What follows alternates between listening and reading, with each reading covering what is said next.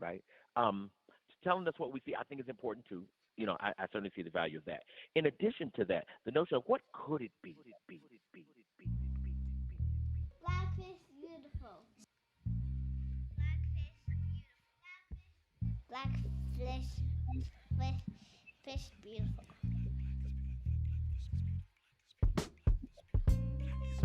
Blackfish beautiful. Blackfish beautiful.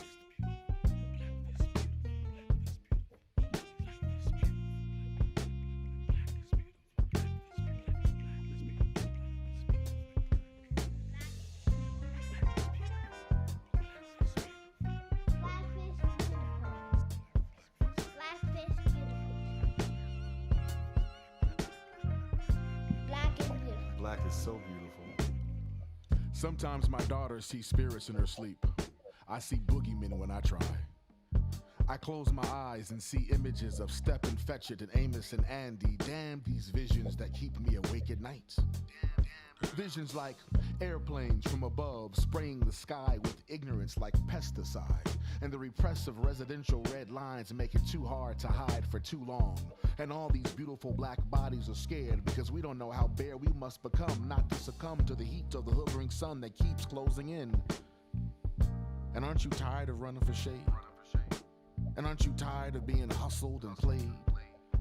And aren't we all tired of crying about how hard it is to be black in America, even if it looks like we've got it made? But freedom has its limits, so here we are. Tear-streaked and salt-stained faces. Traces of trauma and pain lace our DNA like our black pride is cut and laced with self-hate. And we still think it's dope. Just like the music we're programmed to celebrate. Can you tell me the fate of a people who consciously take the bait and embrace the very traits placed upon them by their captors who by design are inclined to keep them believing they're second rate? I'll wait. We used to fight for our freedom, but now it's like we fight for the right to be dumb for free. Word to ice life, hear me. We are being hustled, y'all. We are being played. Our culture on display like the slave trade for the world to devour.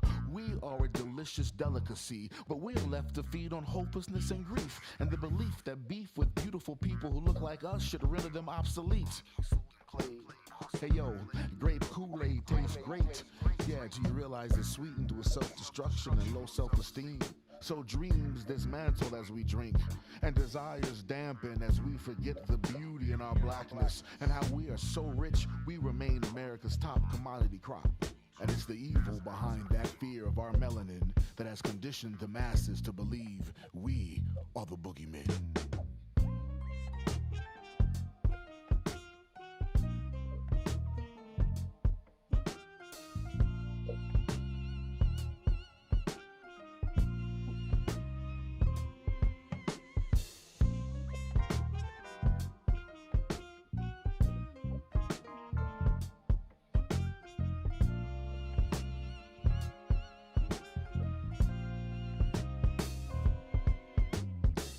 Sometimes my daughter sees spirits in her sleep, and sometimes so do I.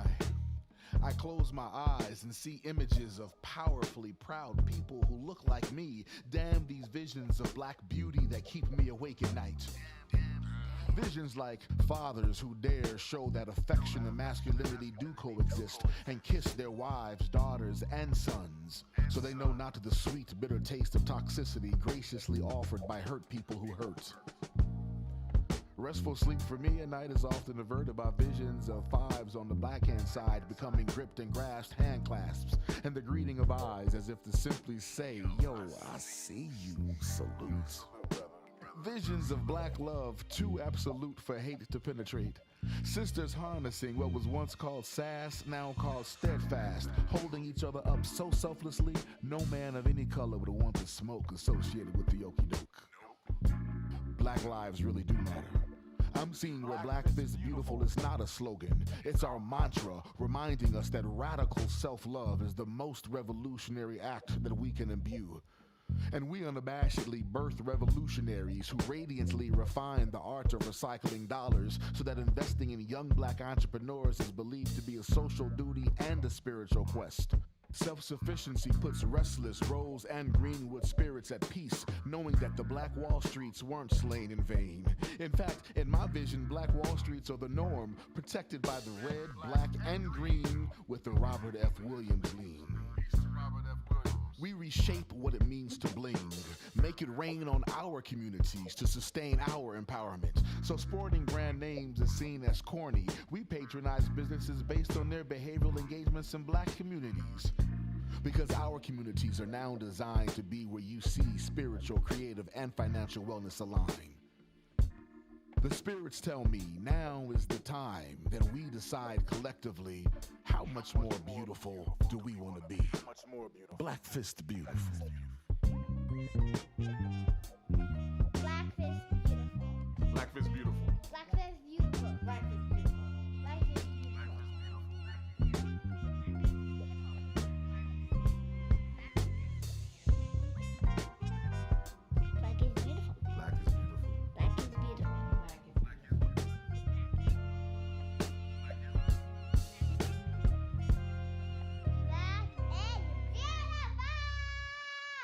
Black is beautiful. is so beautiful. Black is beautiful. What else is beautiful? White. Okay. Rainbow. And brown and peanut butter is beautiful. Peanut butter. Peanut butter people are beautiful. Yeah. And chocolate people and cappuccino people are beautiful. And that's why they can't call us nigga, because it hurts. When a black man calls me nigga, it doesn't hurt because he has no power to me. He has no space in my divine imagination. When a white person does it, I'm wounded. And then this notion that, we flipped it and we made it mean something else. Why would I borrow a term from someone who hates me when I'm trying to imagine how to speak my camaraderie to my brothers? Because why in the world are we consumed with getting, quote unquote, getting back at them? It's kind of like, nah, you thought this was ugly and I made it something great.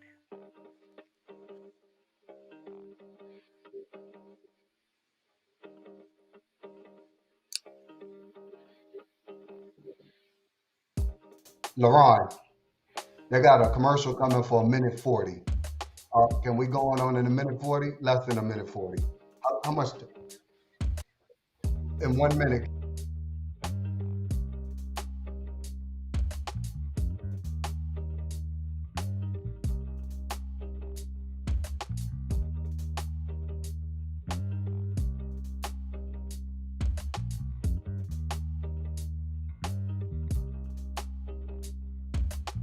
As I travel backwards through time, I search to rescue all my heroes. And I find myself in the Underground Railroad, standing side by side with Harriet Tubman as she decides whether to go left or right tonight. And as the barking dogs approach from the south, I rub the clothes of 1,000 slaves on my body and hand her a flashlight. And I run. I run till I get to southern Mississippi in the mid-1950s, and I'm standing on the front porch of Emmett Till's house just before 2 a.m. as they drag him from his bed. And all of a sudden, instead of Emmett being found dead, there were 4 decapitated whiteheads, and I'm standing there drenched in blood. And the dogs are barking again. So I run.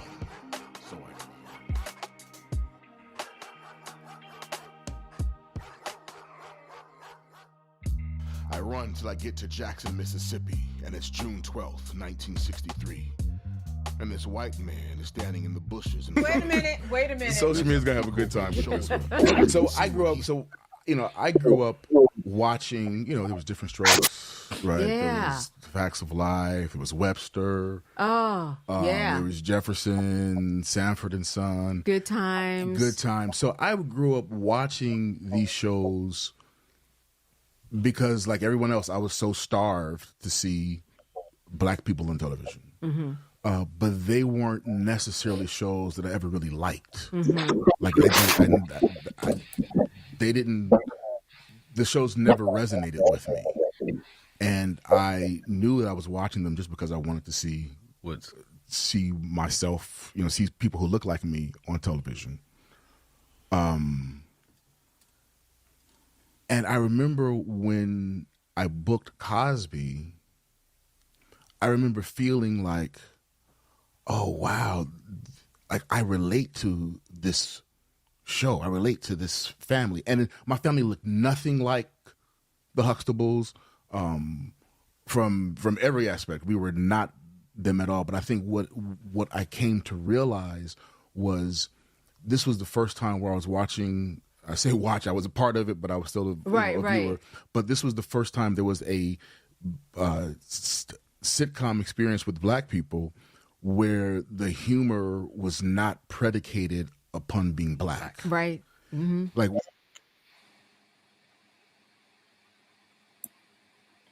all right. And listen, everybody, we have gotten the messages. We've seen the posts. So on this night of remembrance, in so many ways, Malcolm really let Mike on, because his message, the person who he was, it lives on. It speaks to how he reshaped the way that young Black men are seen on TV. He carried the torch with grace to show us how to shift the national imagination, even to his adulthood, with pure consistency. He would always say, he would tell all of us, listen, going for the parts, for the ratings, that's never going to replace his sense of self. And that's why he did the podcast in the first place, to shape the narrative about how they see us. I co-hosted Not All Hood with Malcolm, and I'm here with Lane Fontes. He's the executive producer of the podcast, as well as Troy Harris Jr., producer and creative director. We spent a lot of time with him, so we're sharing some private video. We want you to share with us. We want this to be a whole thing where we all just convene around what we know about this man. What we always like to say is, whatever you thought good about Malcolm, like that friend in your head, if you didn't know him, all those good things, they were wonderfully true. They really were. And I know that Troy and Lane can agree with me, based upon just some of the memories they've had too.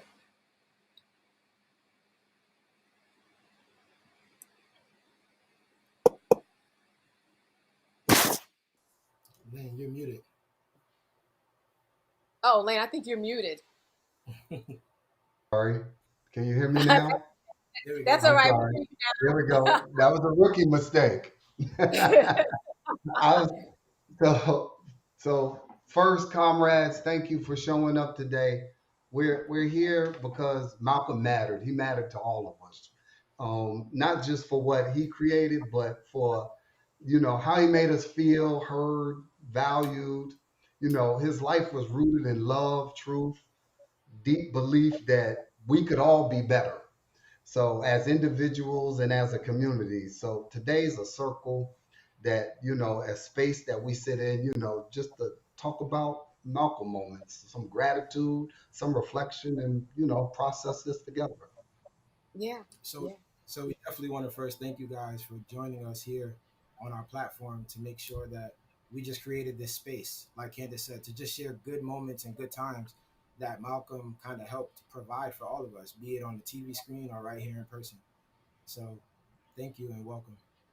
Yeah. Now, for those people who are watching online, you can go to our Not All Hood platforms, and there is a link where you can get on there. For those people, we're simulcasting on a few places.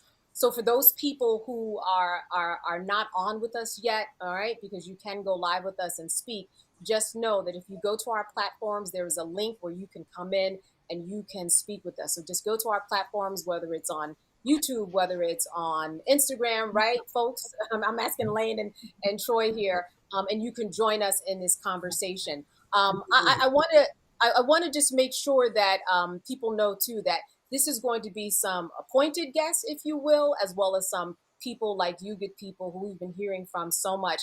We actually are going to bring in Torre. I think that Torre is ready to come in. Let me speak to my producer here. We're going to bring him in. And we're going to bring in a lot of people on this evening. We're going to bring in people to talk about grief. We're going to bring in people who know Malcolm personally. For those of you who are familiar with the podcast, there are many, many people who are going to be on here tonight who've been on the past podcast or who were even scheduled for the podcast that we were going to have. We were going to be recording on August the 21st. So that all of this is a process that we are working through. And we really are working through it with you. And that's why we want to commune in and around this. Is Torre ready to come up on the big screen? If not, listen, we could talk this whole way through with other people. That is no problem. But I think that Torre will be popping up with us. That being said, those of you who want to comments, we're going to read some of the comments. Hey, how are you doing? Good. Yeah, how are you? How are you?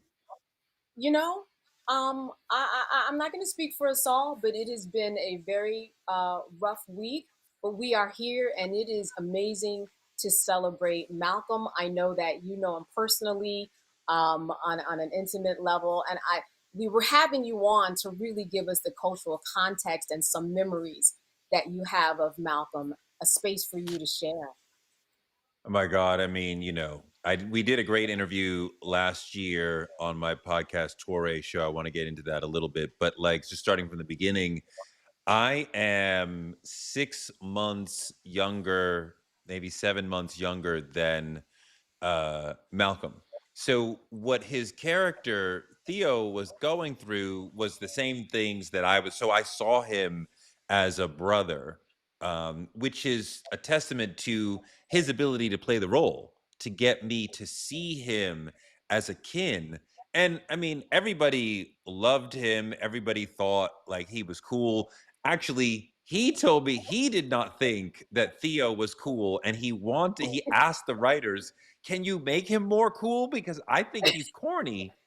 And he, as an adult, he understood the value of having Theo in that lane of being a little more corny, which is what fueled him to be really liked all over the place.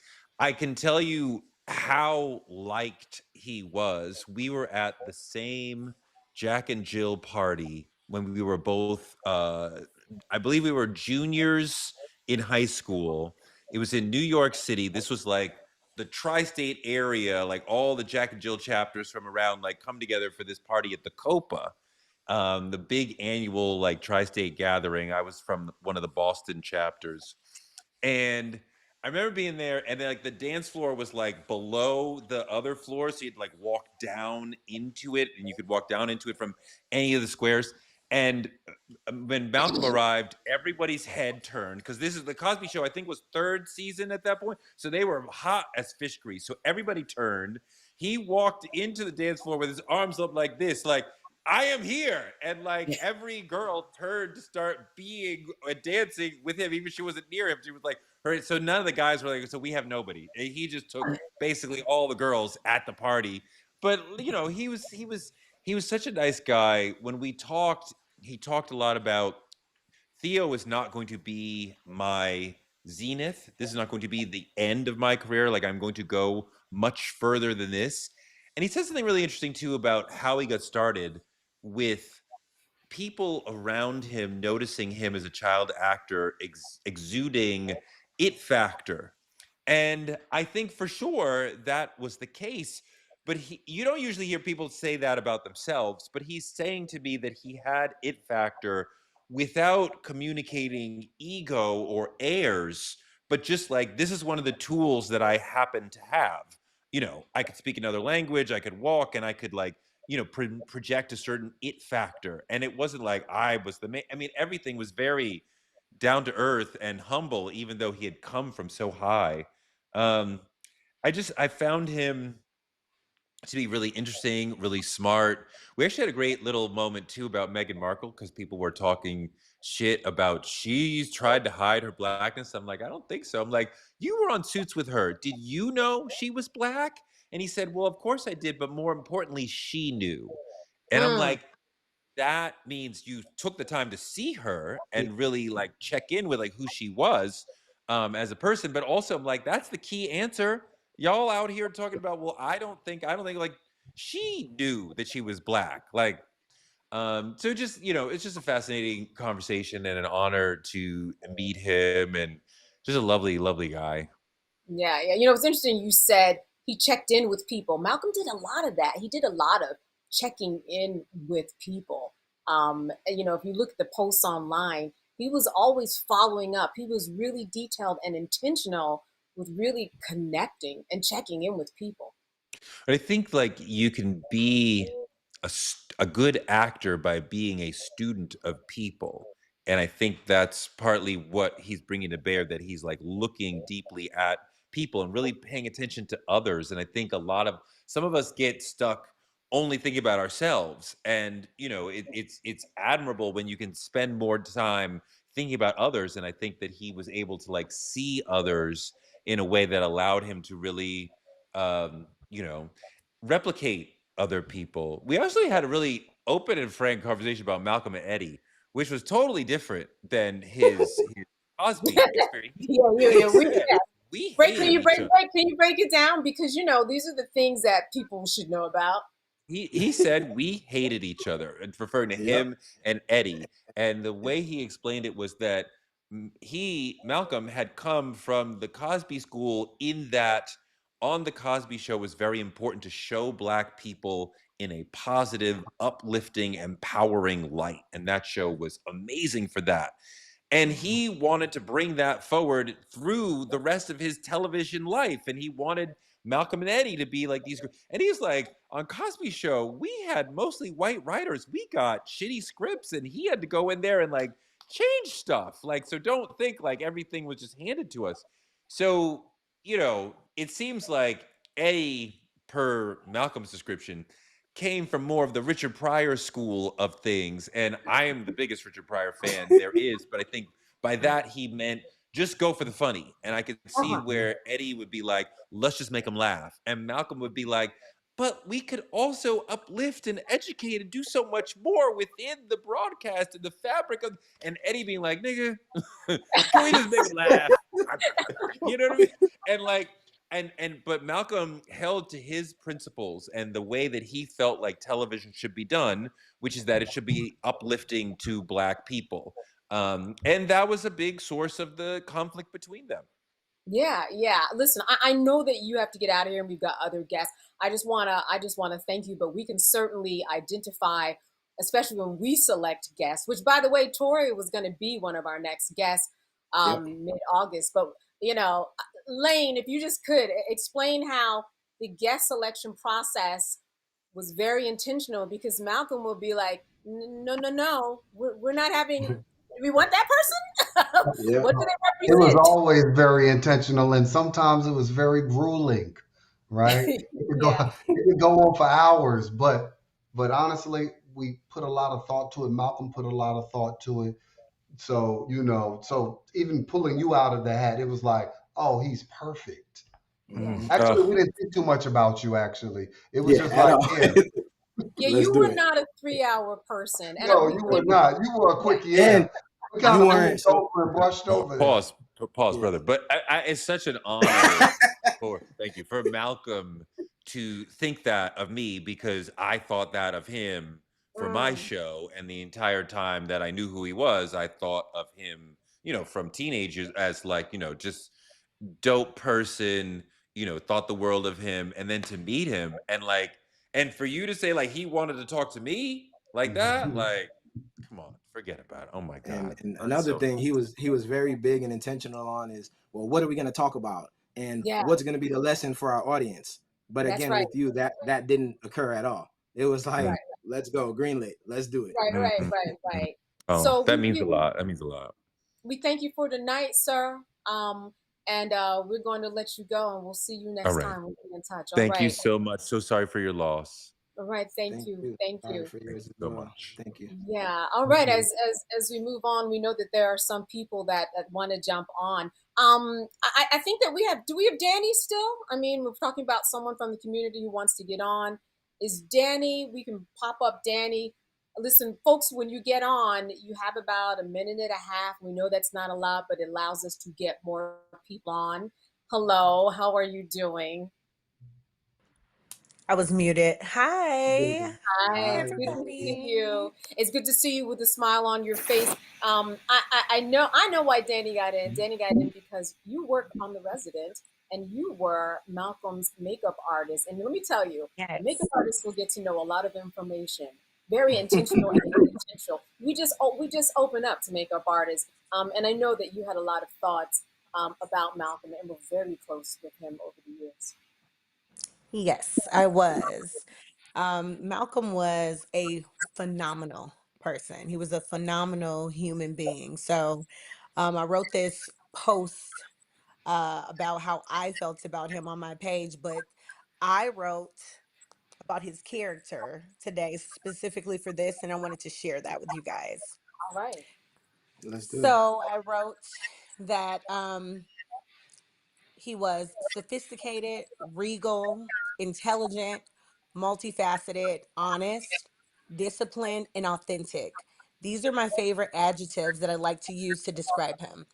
His personality and smile was infectious. The level of integrity and grace that he continually showcased could have actually been a case study. Um, his compromise couldn't touch him with a 1,000-foot pole. He stood firm on core principles that mattered most to him, like culture, character, love, vulnerability, and masculinity. He handled people with caution and care, regardless of their tenure with him. His light ignited hearts and the hearts and minds of millions across the world. He was indeed one of a kind, a magnificent example of brilliance personified. His legacy is a standard of excellence that is both inspiring and impactful. Although God called him home, his purpose, kindness, and impact will live on. Rest well, MJW. Mm, mm, mm. I also know that, Tori talked about him going into writer's room and saying, "Hey, this script right here, yeah, not so much." Oh He did yeah. the same. He did this. You Oh saw yeah. him, yeah. Oh yeah. So they would write something. So, in our industry, they have these things called sides. So, which is basically like what you're talking about for the day. So he'd look at it. And then if it was something that was ridiculous, he'd like storm in there and he's like, well, man, they're going to change this. Like if it was not about, if it wasn't about what was effective for the culture, everything that he did was intentional. I think I heard like Lane say that that was a core principle of his. So it was bigger than him. So if he's seen something that didn't sit well with him, he was gonna amplify it. He was gonna change it. So it really wasn't about him. How does this translate to the culture? How does this benefit Black men? How does this benefit Black women? He was very much that. Yeah, absolutely, absolutely. I also know that he was about family, and I know that's going to be a Mhm. theme for here. He was about family. So, I know that Yes. people, when they hear about, um, his passing and all of these mixed reviews, I mean, the one thing that we just need to explain is how much family meant to this man. I mean, there was never a day, never a time. He wrote me once and he said, "Am I mentioning my family too much on this?" I said, "Go with it, brother. That is okay. Go with it. People want to hear that." I was like, Yeah. "Tell your story. It is okay to He mention your wife and daughter every other minute." he absolutely adored his daughter. He adored his mom, he adored his wife. Like that's just who he was. His dad, he would always, talk about the man that he is and, the origin of his name. And he loved family, but also he loved people. So he's the person that, when he would go out somewhere and, he would be dog tired because Malcolm is like always falling asleep somewhere on set. He's like off in a corner somewhere asleep because he's a million and one things like juggling in the air. He's like, he has a set at a show. He's like practicing for one thing and he's like reading lines for another show and while he's on a show and you know, he just had all these things going on. And so he'd be dog tired, and he never called his fans fans. He never did that. He never did that.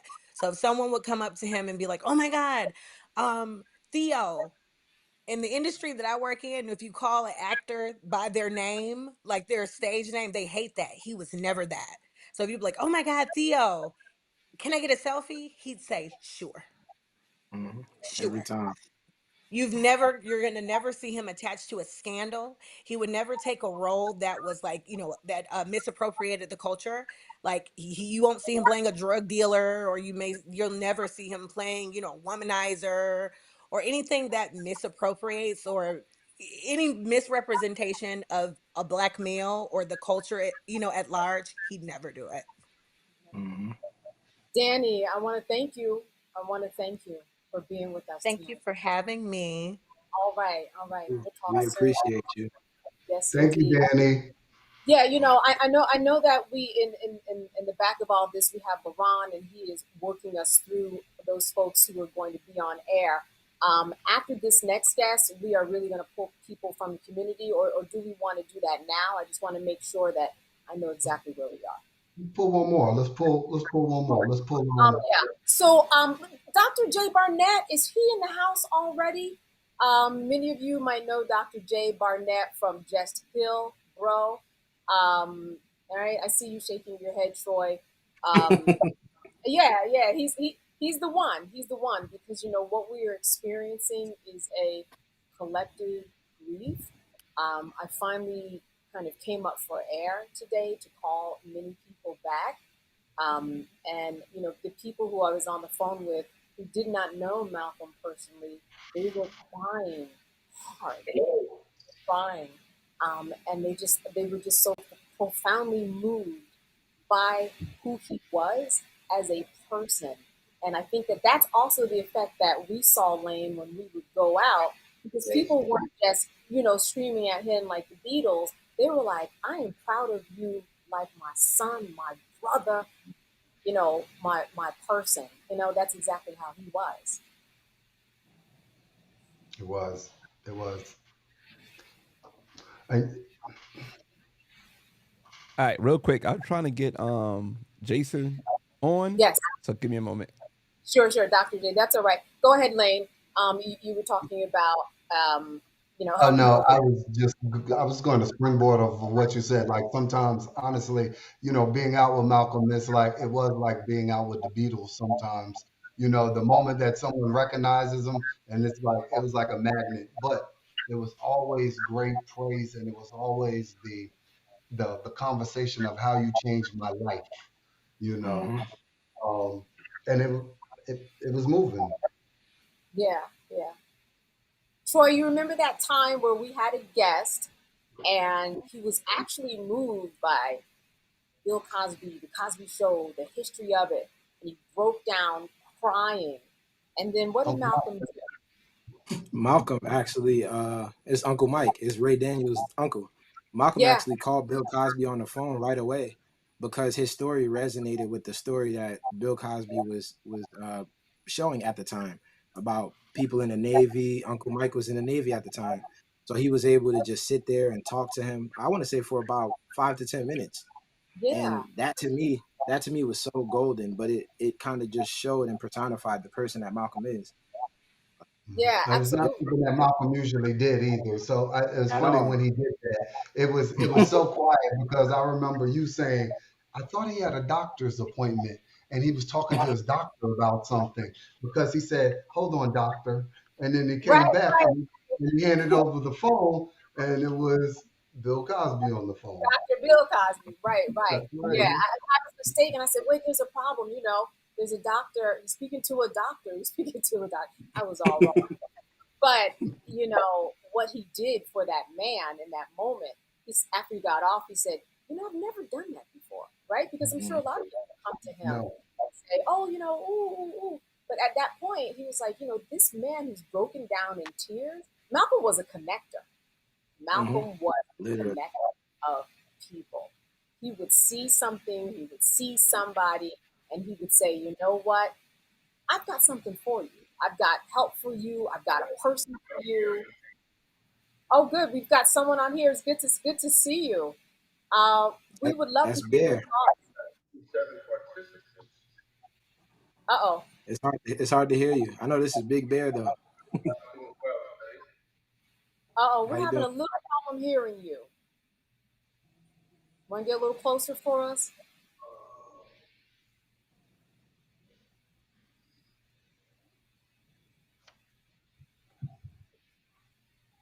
He's almost there. Yeah. All right. Come in a little closer. No, it's We not lost. him. It's on our end. It's not capturing his sound for some reason. Oh, okay. All right. Well, that's Yeah. okay. The beat is on as we talk. Because, Malcolm definitely was a connector of people, and we saw that all the time. When we would have our podcast, people would come and record. And when they would record, they would always stay a little while, right? I know Troy loves that because it felt like home, and that really was in large part because of Malcolm, and he would stay and he would engage for a very long time thereafter. All right, can we have you talk and we'll get a test on you, sir? Okay, it's still an issue on our end, Laron?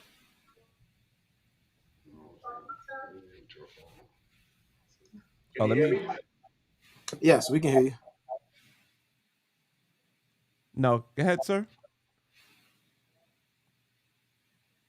We heard you. Yeah, All right, we good. heard you. Sir, good to see you. The mic is open for you to share about Malcolm. Oh, now we can't anymore. Okay, we can hear you. We can hear you, Big Bear. Yes. Is that you, Candace? Yes, Yes, it that's is. Candace. We can hear you, Big Bear. Okay. I met Malcolm in 1990. My friend and brother Barshaw was doing a video, and Malcolm was the director. And one of the cameras broke down, and so we were able to talk. And it was just amazing that I'm meeting this young man. He's younger than me, but I watched him on TV, and now we're sitting here talking, and he was just the humblest person. Asked us if we wanted to come down to the Cosby Show, and we went down there. I met Mr. Cosby and everybody, and I can't even remember which episode it was we went for the taping, but we stayed connected. He plugged me in to the photographer that I got my headshot, my Instagram, Big Bears everywhere. I got my headshot on there. And he started this podcast. And we reconnected last year at the live. I think it might have been the first live taping of the podcast.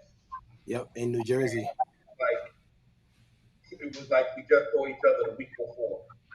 Mm-hmm. And from that, we exchanged numbers again, and we stayed in contact. At least every couple of weeks we talked. And I knew about the vacation. We had talked about it to one of the events. But tragically, my son, Shaheem, died by suicide, and we started a foundation on my son, and I have been talking about him bringing the band to one of our events. And when I got the news, I got home from work, and I took a nap. And when I woke up, my phone had like 50, 60 messages. When I looked, I was like, nah, somebody playing around. Then I made my phone calls to people.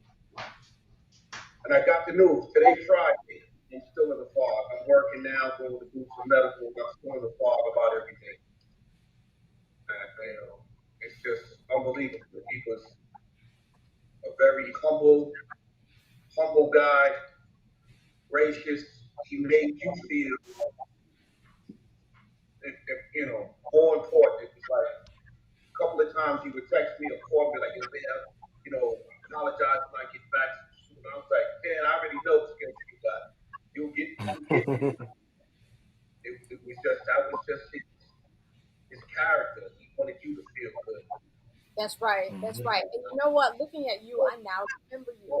Yeah, I was gonna say. Yeah. You, Well, this you remember Big Bear? That's how I knew exactly who he was as soon as he came on. The albums that he did and the poetry that he's done. Now that's going to be out there even more. It's like that. Why couldn't the flowers and everything have been done while he was here? You know, more group of us knew about all of that. Now the mass is going to know. Well, I want to jump in because we have, we have space for other folks to also share stories like you. I actually have some great pictures of you. I want to send you from that day. But we are going to let you go now. We have other people that are on. We just want to thank you so much for being with us tonight. Pass them on to someone else. Thank you, Big Bear. We appreciate you. Thank you. All right. Yeah, I'll reach out to him. So I do have some good pictures. It came back to me. All right, Dr. J. Barnett is coming up next. As we work up, our next person is going to share some personal stories or just, what they loved about Malcolm. Remember him. Dr. J. Barnett, is he available? I think that he is on the line. But his story was like many, many stories. I mean, it could be just years going by, and Malcolm would take you back into his fold. We saw it a lot of times, and I do remember them. I mean, they embraced, they looked at each other. I remember that very well. I've got some great pictures. We did a lot of live events where we could see people come out. That time we were out with Raheem Devon in New Jersey, and we were talking about issues about mental health and understanding where we came from and what's in our DNA and how do we fix problems. Again, something in terms of a show content that Malcolm curated, if you will. This is something that he wanted to do and he thought was important.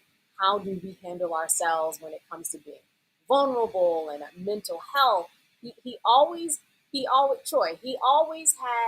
a message and a mission. I mean, it could be just a regular Tuesday. Malcolm was going to have a message and a mission. Literally every time. Oh man. All right, LeBron, I think that we've got Dr. J. Barnett from Just Heal, bro. If you could pull him up. I know that there's a collective response that people have had when it comes to really healing. Quick question. Dr. J is not in the queue right now. Okay. Who do we have in the queue? We have Jessica. Okay. All right. We have let's roll some video from Jessica because Jessica gave us some behind the scenes exclusive stuff in terms of The Resident. So we're going to roll a little bit of those pictures, see Malcolm in action, and then we're going to hear from Jessica Mizell. She is from The Resident. She gives us going to give us a lot of insight about Malcolm and what he brought on set. So here we go. Wait a minute. Social media's gonna have a good time with this one. So I grew up.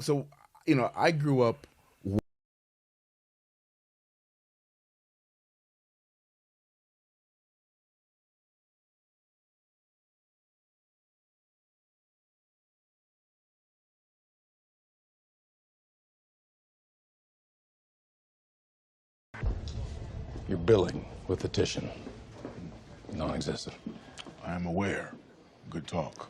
The Titian's a $2 million machine. Chastain needs to make a return on its investment. Well, the former is not my fault. The latter is not my concern. Your contract has a billing quota, which I exceed consistently. Okafor, show them the numbers. Why are you gonna have those numbers? Somewhere, someone's got numbers. Take a gander. Good talk. All right, so a lot of people that have seen Malcolm on The Resident, they love that character. All right, let's bring Jessica up. She's coming.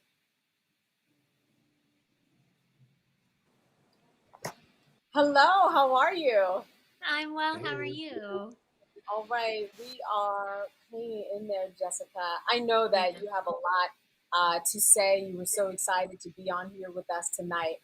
We're really just going to open up the floor like we have done with other people tonight to share with us just some of your thoughts. Thank you for sharing those pictures with us.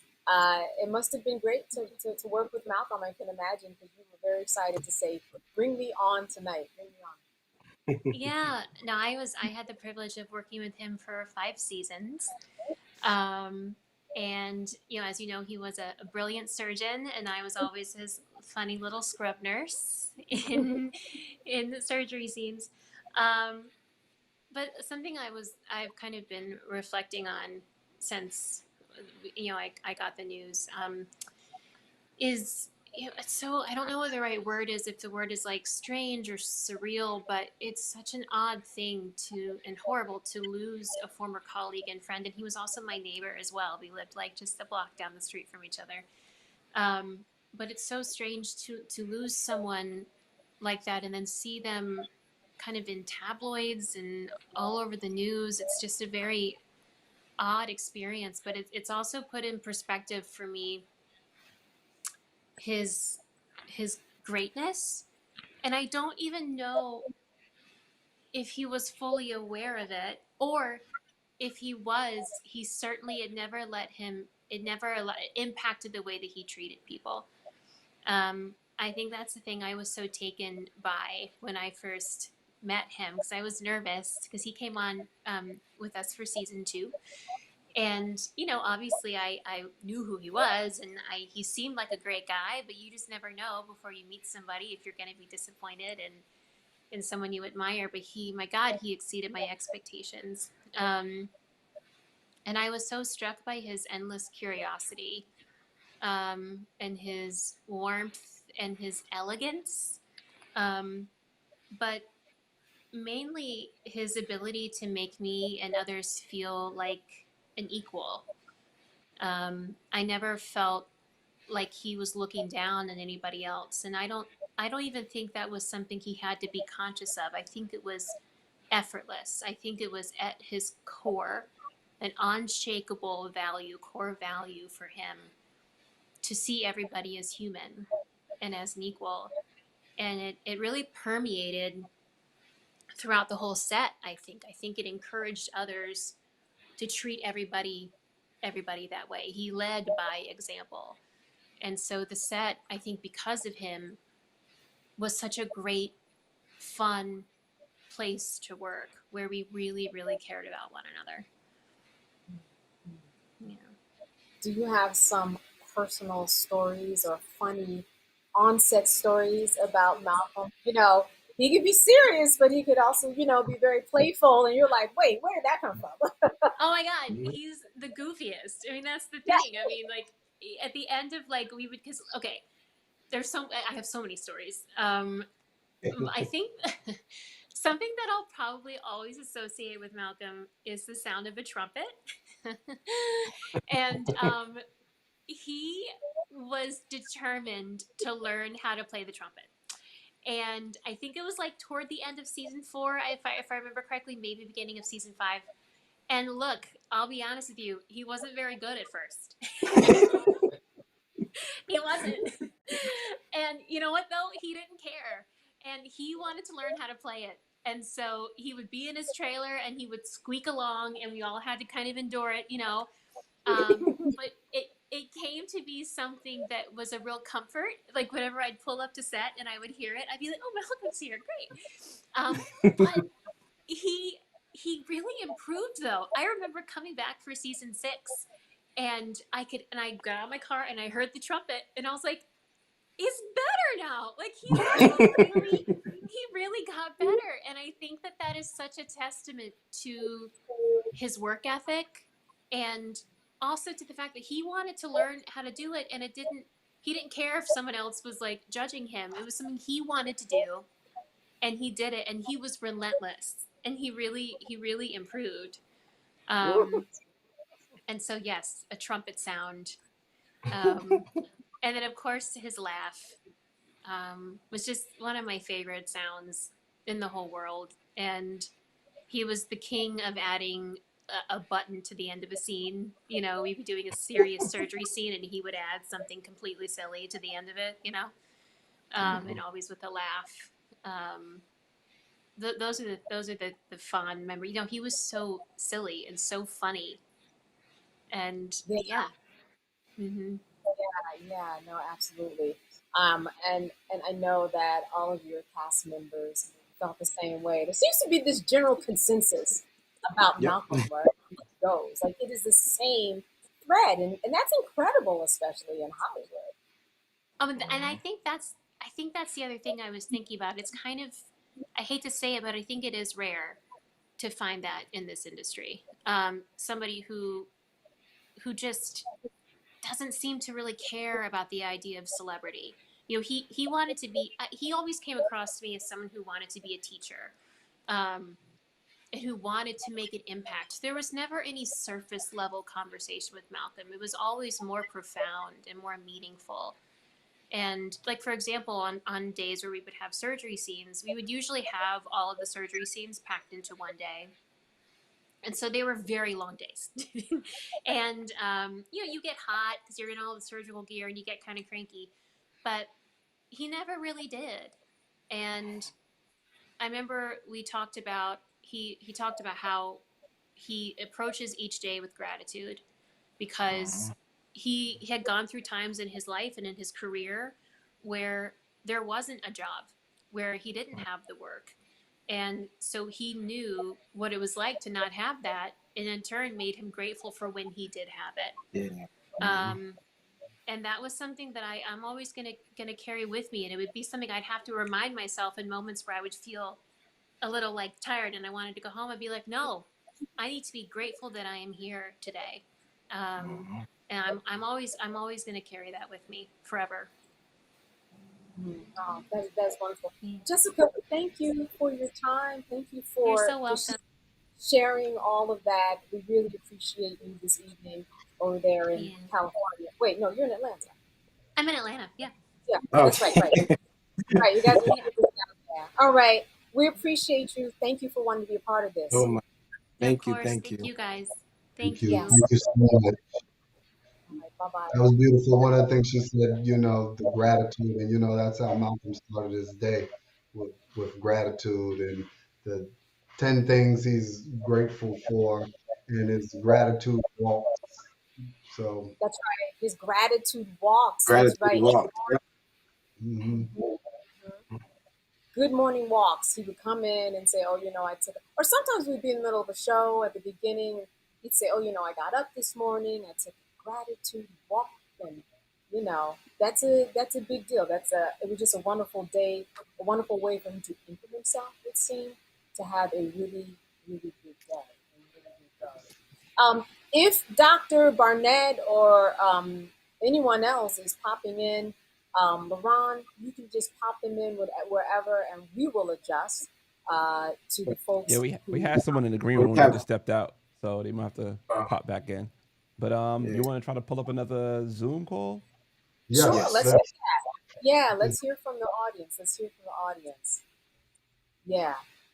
Sometimes he would start the show. Remember, y'all, he said, let's start every single show with what's good. What's good? What's good? And sometimes I'd be like, it's 2025. Okay, I'm gonna have to work a little harder on what's good. But he would always encourage, there's something good.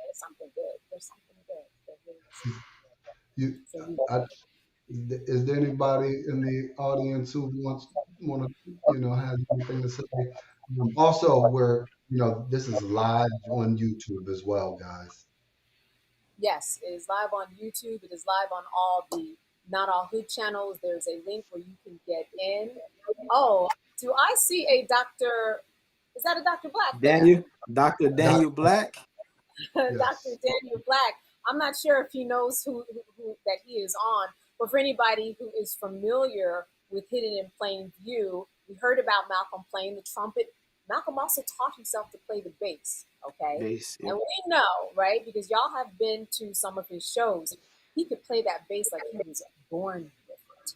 So he taught himself the trumpet, taught himself the bass. But the reason I mentioned Dr. Black is because Dr. Black is on his album, but as well, he has been a mentor to Malcolm for many, many years. So much so, he wasn't invited on the podcast, not once, right, Troy? Not twice. But 3 times, okay? So we know that this was someone who was highly respected. I think Dr. Black is trying to get his bearings together. We're going to work on it. We know that he is here with us. We're going to let him get situated. Maybe I will text him in the meantime. Yes, I But was gonna say let's text him, and we could run his video while you text him, so then yeah, he let's can do be that. pulled in.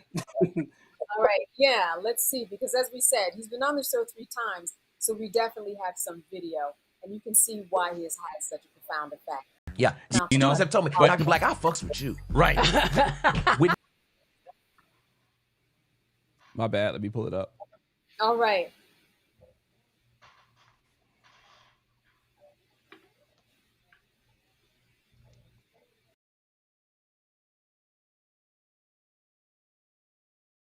yeah, you know, Zeb told me, Dr. Black, I fucks with you. Right. With me? Like With that? me? With those words? But what's so brilliant, and the reason I use this is because every time students have said it, they're horrified, right? They're absolutely horrified that they offended me. Like, oh, no, I was really saying that you my boy. This is my favorite class. Oh, no, don't get me wrong. I said, brother, I knew what you were saying. Absolutely. And my mother was like, I don't care who pays the bills, I'm still the mama. So I wash dishes. So the first time I was able to find a place that had a dishwasher, we had a place with a dishwasher. Yeah. I still loaded the dishes. But all of those chores, like that stuff did not change. And my mother was very clear that nothing changes around here. I love that. And that obviously that has served me. Absolutely. And again, that kind of order. Absolutely. I mean, you look at my journey and my path and where I am, like that kind of order. Right. And that answers your question then when we circle full back. And that is, your daughter has got to wash those same dishes. Right. If we're gonna get the fruit out of her that we get out of this. So I tell my daughter, I'm gonna put this part on loop.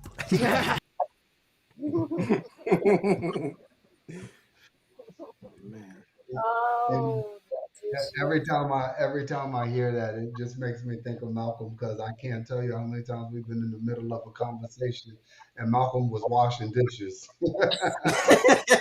Right. That's right. We would be on meetings and we would you know, Zeb told me, Dr. Black, I fucks with you. Right. Yeah. All right. I saw the good doctor getting ready, but yeah, and you know, the theme that we also heard of when we were talking about that before, you know, is his daughter, right? You know, just those cherished moments. You know, I remember one night he said, you know, my daughter loves to, you know, sleep out in the backyard under a tent and watch the stars. So tonight we're going to be going to do that. And it was just wonderful to hear just everything that his daughter was doing and how he was so present in her life. Very private about his family. Y'all remember the couple of times where she couldn't help herself. She had to come in because she drew a picture of all of us.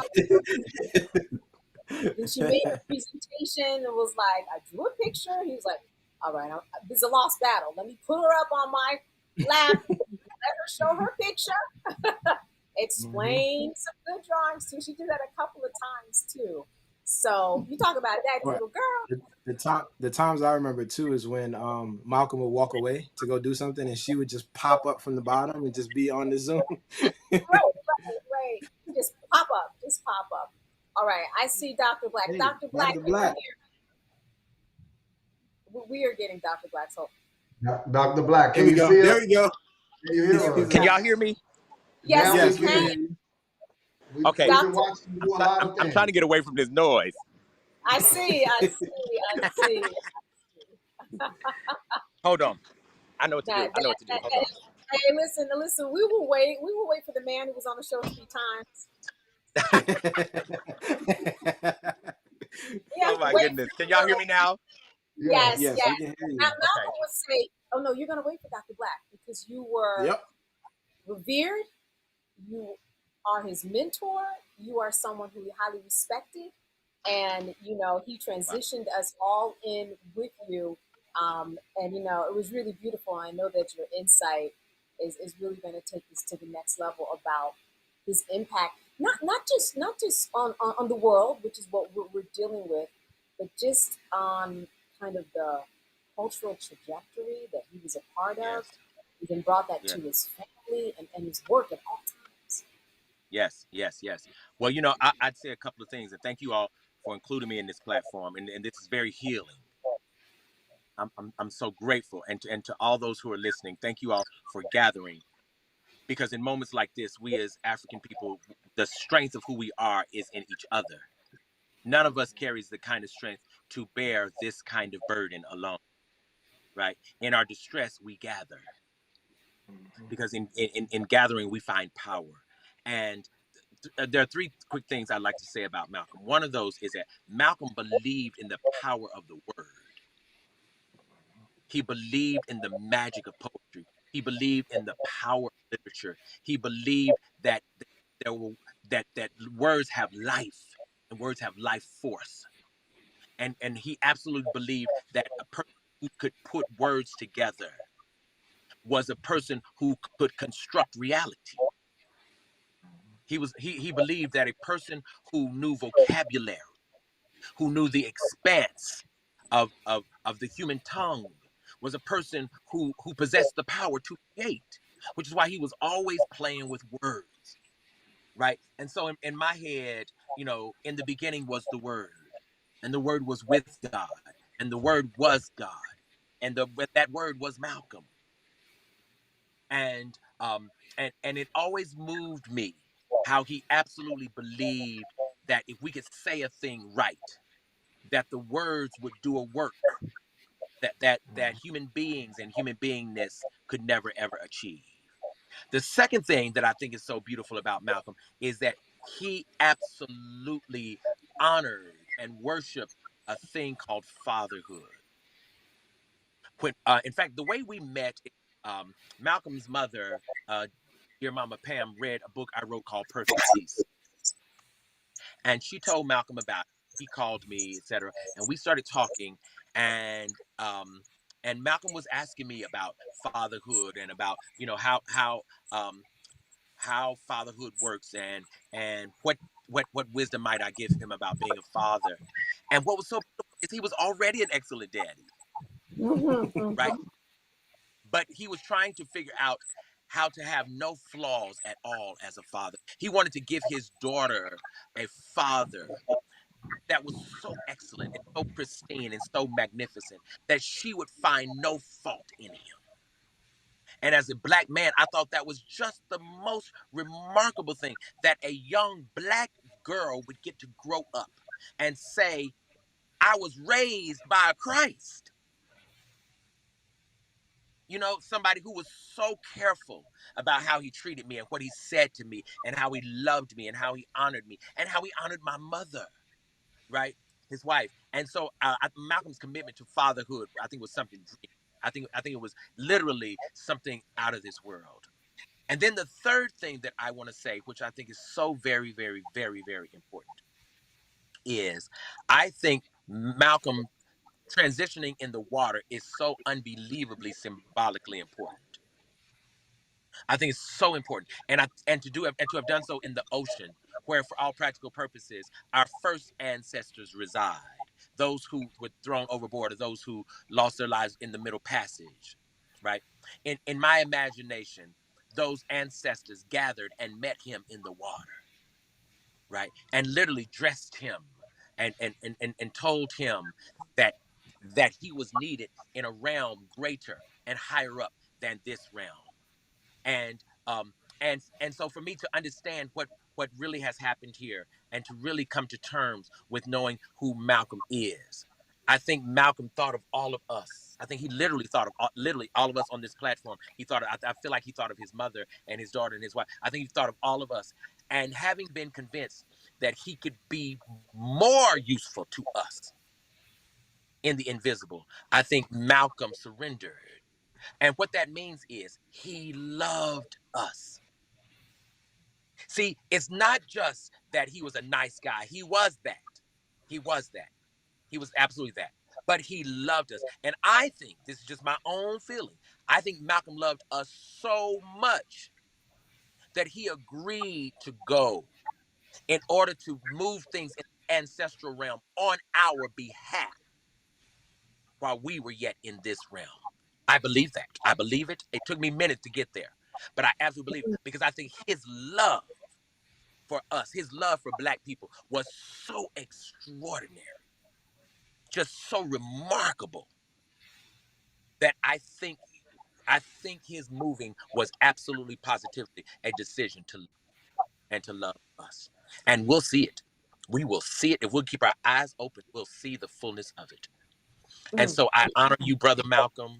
I love you. I lift you up and I magnify you. And I thank you, I thank you, I thank you for what I know and what I don't know. But what I do know is I thank you. Thanks, y'all. Listen, I want to say one thing. I think we have seen so much of it already. You know, I was speaking to someone, a reporter, and she said the story, when they posted it, got 4 million views. That was bigger than the royal wedding. Wow. And we were just shocked. But it speaks to the impact and what you're talking about and how people are understanding and realizing the message that he was giving, because it was strong. It was, like he said, it was so strong. If you were in his presence, you knew exactly what his mission was.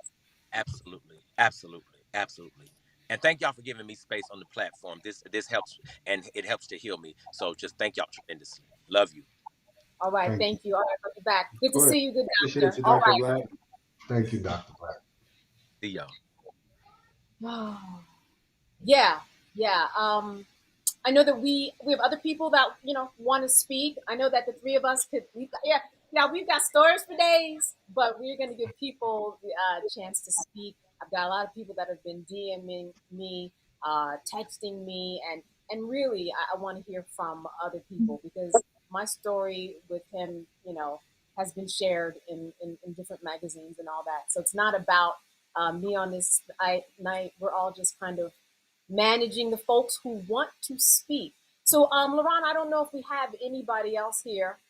No, we don't have nobody else in the queue right now. But if you could Not guys right try to now. pull up a Zoom, I could try to pull a Zoom up. Let's pull up a Zoom here. Was Yep, Malcolm will truly be missed. Made an impact on everyone he came in contact with. Toyera, that is the truth. We have seen it. We have seen it. All right, as we bring up someone, we were going into our second year of Not All Hood. Not all hood. Mm-hmm. Interest had really grown, Troy, and Troy, I know you're African American studies, right? That's your and I just want you to speak to just kind of why you think the podcast, which again came from Malcolm, why you think it resonated with so many people, especially to hear it through his voice that was a Malcolm's. I think kind of similar to like what Dr. Black just said. Like when we gather in numbers is just powerful. You know what I mean? And I think being able to have a platform where we could speak about what we wanted to talk about while also not saying anything bad and just be 100% us was very important and is very important. Like it's good for the platform we have because we're telling stories that aren't told often. Usually, like you mentioned, the road that Malcolm wouldn't take are normal roles and identifiers of us as a people. So I think having a different conversation and one that people could picture themselves having at the living room, in the living room, dining room table is very important. Yeah, I'm sure you saw that, Lane. As we worked through guests, as we worked through people, there was real intentionality about what he wanted the show to look like. Because here's one thing that we know about Malcolm, that he believed in legacy, knew the torch that he carried, and was not going to mess with that. I don't care how many times I suggested some other shows where folks weren't in, they were playing all, they were in all different types of roles. He would just say, no, I would never be on that show. I'm not interested. I don't care how it goes. And I'm actually not excited. I would Respectfully, though. Some of these shows have some good writing. No. But respectfully. It was always respectfully, though. Right. Respectfully, but what you're watching is bringing down the black race. I'd be like, okay. Yeah. Yeah, I think Torre touched on some of that. Yeah. Do we have somebody in the queue? Do- I don't see anyone on. No. Well, Okay. no. You know, No, it's Zoom. Well, I do have a question somebody asked. They said, are you guys going to keep the podcast going? Absolutely. The podcast is. This is the conversations we were having about community. It was big. That was the thing, right? It was the first of all we were supposed to. We feel like we're in our living room, right? We're talking about the Black experience. We're opening up the floor for the Black experience. We want to talk to everyone. There are 47 million Black people in America, and we wanted to actually live each person's experience. We wanted to hear everyone's voice. So, are we going to keep this going? This was part of Malcolm's legacy, creating room for our voices and our stories and collective growth. So we invite everyone to please stay engaged and subscribe to the conversation and join the conversation. Absolutely. Yeah, I think about what he would want, how he would want it. I think he would be on a yes to continue it. I will say I will have to have more internal conversations in and around it. It's just a process, because going through the grief and have not fully thought about it yet. But I know how important this creating a narrative is where we have choice. He would explain it that, when we create these narratives about Black people, we allow for greater humanity because we allow for other people to see us in a different way that they may not have ever seen, may not have ever interacted with someone of color. So that now if you tell a story that they're identifying with by flipping the channel or on a podcast, that helps them see the humanity in someone else. And that is the power of storytelling. We were always talking about storytelling in some way, whether we were telling a story, whether it was a story that he saw, we talked about Broadway plays, movie suggestions, there'd be a running list that we would share with each other about shows that we thought embodied what we wanted to see more of growing up. In that clip that we heard earlier, he said, that there was just such a dearth of Black people on TV that we were just so thirsty for anybody on TV. We would have taken anything. But in 2025, we don't have to. And that was his point. I have a quick pivot if you guys up to it or not. Instead Sure. of Zoom calls, we might take phone calls. Sure, absolutely. Let's do that. We really just want Okay. to hear the voice of folks. So let us do that. Let us do that. All right, let me try to set it up in the back end, and while I do that, you guys keep it going. Sure. And we appreciate people hanging out with us. This is the first time that we have all spoken collectively like this, kind of in more of a feeling of joy, right, Troy? As opposed to, well, this headline said this and this headline said that. And it was just distressing, and it really is not what Malcolm represented in terms of these headlines and thinking of him in that way. Very consuming, but this is the real story.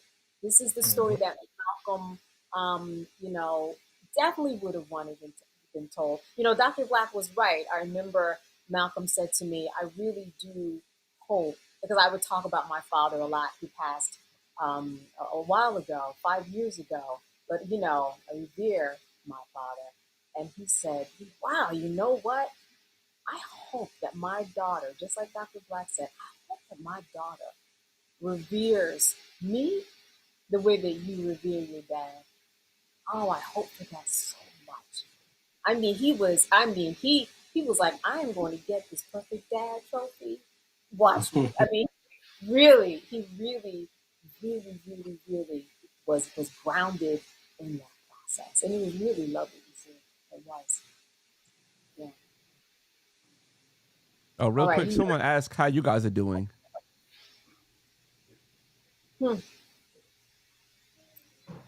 Troy, Lane.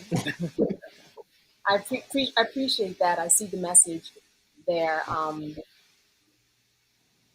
ahead, Lane. Lane had something. surreal. I kind of feel some of Dr. Black sentiment. There's also these ebbs and flows that it's I'm digesting right now. I'm digesting. I had a lot more colorful language about it earlier this week, but I really am digesting. Like I said, we spent a lot of time with Malcolm. Um, you know, whether it was so it feels like just seeing the three of us on the phone, there's a gap. Um, because there was always the four of us on the phone, whether it was or texting or going back and forth or throwing ideas. I'd say, I just told someone yesterday, I said, uh, when we got on the call, the work call that we were supposed to be going through, things we were supposed to digest through the podcast. 70% of the time, it was us shooting the shit, excuse my language. And then the other 30% of the time, we might have got some work, right? Yeah. Whether we came in with an agenda or not, right? That's how it went. So there's, I don't, I don't know, I'm speechless. Yeah. And it takes a lot for me to be speechless. I talk a lot. Yes, and he does. To that, Troy. I know that I called you this morning just to check on you. I know I'm putting you on the spot here. But it's good to share. There's really a collective healing that comes in sharing. And you just talked about being numb. Yeah. So, like you just mentioned, I'm kind of doing. I won't say I'm doing bad or good, but just kind of doing. Like Lane just mentioned too. I did the math. We've been doing this for about 2 years. There's 52 weeks in a year. We talk at least once a year. That's 100 times that we would talk and just be engulfed in each other's lives. And just processing not being able to do that has been a bit difficult. But I try not to spill that out on everyone else. So I'm just doing and just mentally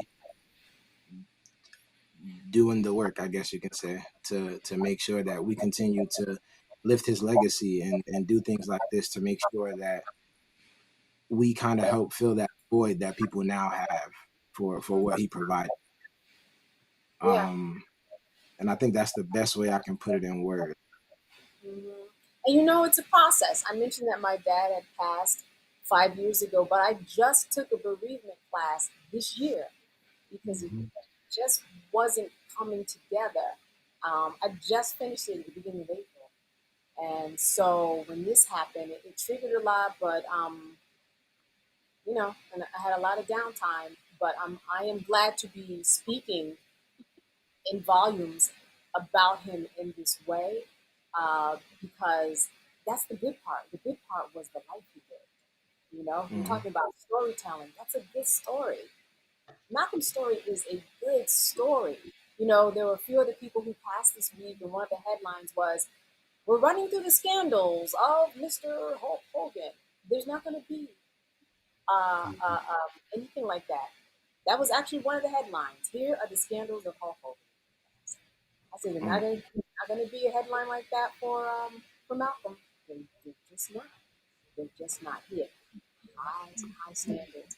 And the weight of what we are seeing now in terms of the cultural torch that he carries, you didn't see that on him. He really handled it beautifully. Like, it could have gone either way, but he handled it beautifully. I think, Lane, from day one, just let's get to work. Let's get to work.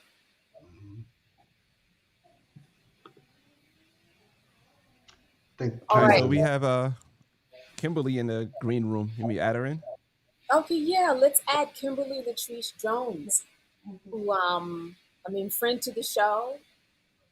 Also, people know her as author, social activist. When her face comes on, if you don't know it, you will connect the dots with Kimberly. So we really appreciate her coming on.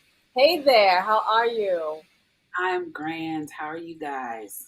All right, we are glad to see you. I know that. Okay. Kimberly, yeah, friend to the show. In fact, you were booked to come back on. We were going to see you.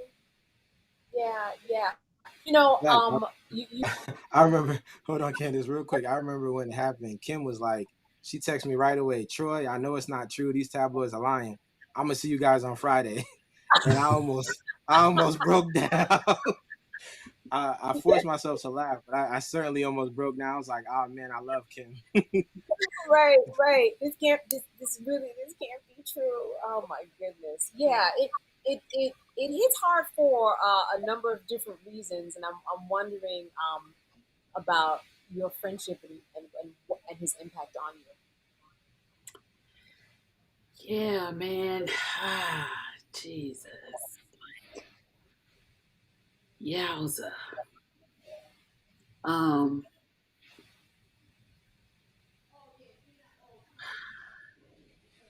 I think this has been the hardest conversation is having to have this conversation with y'all.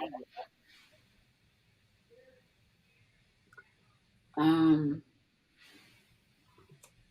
so when I went viral in 2020, I had a lot of people reach out to me and want to make connections with me and in this moment look for guidance from me on the social justice journey. But I noticed, and this is not commentary on them, this is just, life. Um, a lot of people by the end of 21, definitely by mid 22, had lost me. So they have been in rapid communication with me in 20 and maybe even some in 2021, but definitely by the end of 21, mid 22, they were no longer in communication with me. This was no longer at the forefront of their mind, and they definitely weren't trying to make a deeper connection because the high of the moment had died away. There's two people that I could think of who, in that moment when they reached out to me in 2020, decided, "Now you my friend, and I don't know if you know this yet, but you my friend, and this is what it is. Like, yeah, I reached out to you about that video, but you my sister now, so I want to know how you're doing. I want to know as you continue to work for our people, uh, how you're feeling. Are you okay? How can I support you? What can I do? How's your child? How's your life? Do you want to hang out? Do you want to get a drink? Come hang out with me." And of those two people, Malcolm was one of them because he really did care about the condition of his people. So making a connection with me was not a fleeting thing for him. It was not the cool thing to do in 2020 when everybody was trying to be woke. It was a genuine connection. And, recently I had a medical issue. I had a seizure, and I made a post in my Instagram stories, and I was just like, y'all, I've had this issue. I've lived with epilepsy, for 30 years, and I have not had a seizure in probably 10 years, and now I've had 3 back to back. And I need to get a handle on that and figure out, what I need to do. And I know that first steps is dieting and exercising and getting in better health, and that will help me to fight my epilepsy. And the first text message I got, which is the last text message I got from him, was from Malcolm. And I'm sorry. It's okay. Take your time. It's okay. And just the care and the concern, and not just like the lip service care and concern that people give, like the actual, like, what do you need me to do? Do you need me to bring juice to your house? Like, as you're on this journey, what do you need me to do, sis, to make sure you're okay? And his last statement was, because I need you.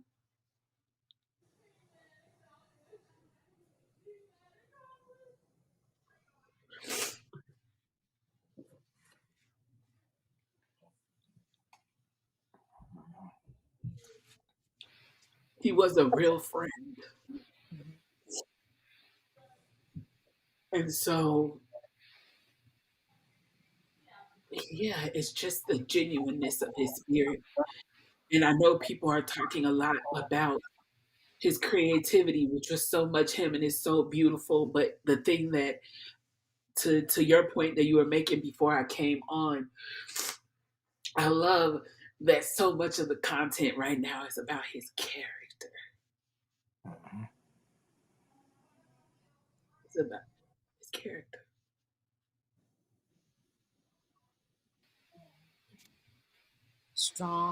Strong character that you could really sense from one conversation. You really could. Genuine. So genuine. So genuine. And funny. And funny. And Yeah, funny. yeah. Well, we talk about, the seriousness and, how can I help you with the drink, sis, and all that. But he was funny. He was funny. And catch you off guard, like, what'd you just say? Listen, I told Lane the other day, I said, I am usually the person who could find the funny when somebody transitions, because that's always been my thing. Even I just gave a eulogy at my best friend's service a couple of months ago, and I like started the eulogy by saying they were playing like this sad organ music, and I was like, y'all don't need to play that for me because I ain't gonna be sad. And I was telling Lane the other day, I said one of the things that I'm getting a kick out of, and it is making me cackle. And me and Yanaja, I was laughing about it, and I was talking to Lane about it. I was like, yo, my favorite thing right now is all the conspiracy theories around his transition, because Malcolm loved conspiracy theories so much all the time. And I was like, I saw under one of the conspiracy theories, the people were under there like, this is ridiculous. He's passed on. Cut it out. I'm like, I wanted to comment so bad, but I kept it to myself. I wanted to be like, no, don't cut it out. He would love it so much that there were so many conspiracy theories about him. I told Lane I found one where they said a mermaid took him. I'm like, he would love that. Oh my goodness. Kimberly. Oh, it's funny because when I first heard it and I got the call, and I said, first of all, I just texted him yesterday, so no. And number two, we have sat in that podcast studio and saw Malcolm when he died twice. He pulled it up. He was right there. Saw Malcolm was 500 pounds. Malcolm was 500 pounds in a wheelchair and a double amputee. Yep. So I was like, I reject. And yeah, no, I'm not sure why you're calling me, but I reject because I've seen him die before, twice. Yeah, so. No, that's why I texted Troy. I was like, they got to cut this out. This is starting to get out of hand. People actually believe this one. Believe this, yeah. Exactly. I think I'm gonna just start going online. I'm gonna make myself a dummy account, and I'm just gonna make up a bunch of conspiracies and spread them around.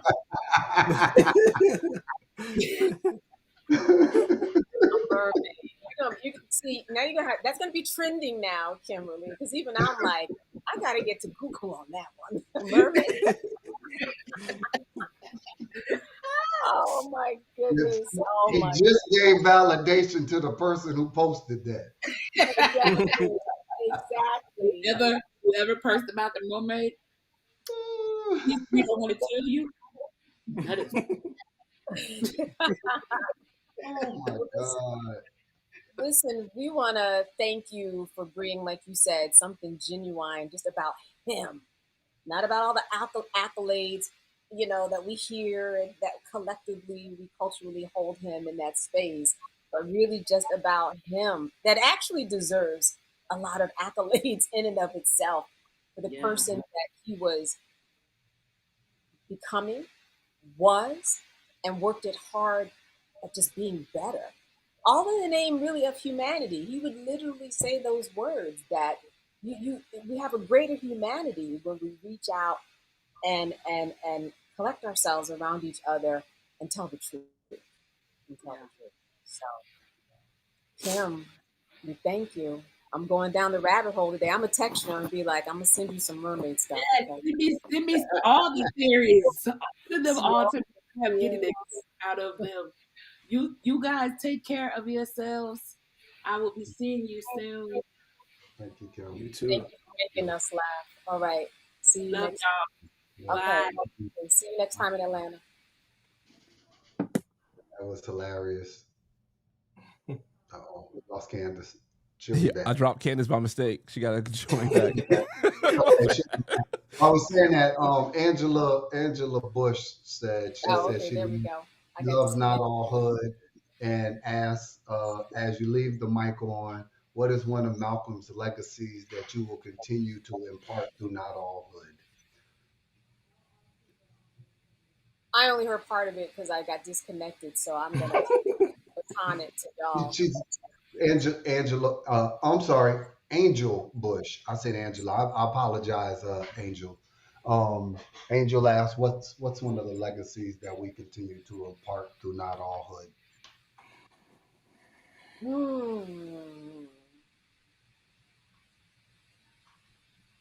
mean, y'all gonna do that to me tonight? We'll try not to use the N word. You know, I think I've kind of articulated it a lot, but succinctly, one of the legacies is that, especially with new media and in 2025, we all have the ability to shape the narrative. You can pop on and start a YouTube channel right now and do something good and shape the narrative. And so that platform, the bigger it is, the better. And there are a lot of media companies who don't get as many views as some of the things that we've put up. So we have to understand the power that we have and use it for good. So the legacy is really in kind of the way that I think the way that new media now shapes what people are thinking about culturally, what's in people's algorithms. And so to understand that and to really take this seriously and know that we can shape how people see us literally, that's the legacy that I would like to continue and have always believed in. My thing is, my joke is if someone has said, "Hey, have you seen it?" I will say, "Yeah, I've seen it," especially if it's black. I've watched it. I've watched the white stuff. I watch it all, because I'm a big consumer like that. So I know that now there's a role, and there has been for the past, year and a half we've been doing this in order to connect humanity. I'm trying to pick a word that he would use. Yeah. All right. LaRon, who do we have? I know that Kim, we thanked her for coming on. Just for those of you who are with us, we've got Lamont Rucker coming up a little later, as well as Isaac Hayes, as well as your voice, to really kind of talk about Malcolm, a collective healing, a collective understanding about Blacks in this world and in America, and what his legacy meant to you. I've seen some really amazing posts from people that he's touched, which is really why we wanted to do this. This was one of the last major projects that he was very involved in, right? And he had his band, and he had this, and he was appearing on shows. But for the past year and a half, as Troy says, you do the math. Like we've spoken to him, at least 100 times, working on this, and so we know him in a way, and been bringing on people that we hope can kind of share a different side of him. We were on the phone just to kind of really bring it down. I don't know if you remember on the phone, and I think one of his pipes busted in the house. You know what I mean? We were on that level. It's just like, okay, just kind of regular talking and work, and oh wait, I think a pipe busted, and my daughter's birthday is this week. We saw that Malcolm, and then we were reminded. I remember going to New York, You know, we're talking about regular stuff, and it's like, oh yeah, we have an icon here. You know, and sometimes you would forget because of his humility until people were swarming around him, and then all of a sudden, Lane, you were like, okay, I'm now bodyguard. I'm now bodyguard. You're like, okay, wait. We pivot. And I'm now bodyguard, and then so that was really that's just really something to be a part of, and for him just to come back, sit down with lunch. It's not like we would talk about it. We just talk about regular things, and that's who we want to bring tonight. All the good things, which it's so many. It really is so many. Yeah. I hear the same through line about Malcolm. It's just the same through line about his authenticness, his goodness, you know. So I think you said it best in the quote that if you thought you knew him in your head, and you really did. Yeah. LaRon, who do we have that is teed up? I'm really still looking for Dr. J. Barnett. This is someone who really just talks about the emotional well-being in the process of. So we don't have anybody queued up, but I do have a video to drop real quick so you guys could watch this. All right, let's take a peek.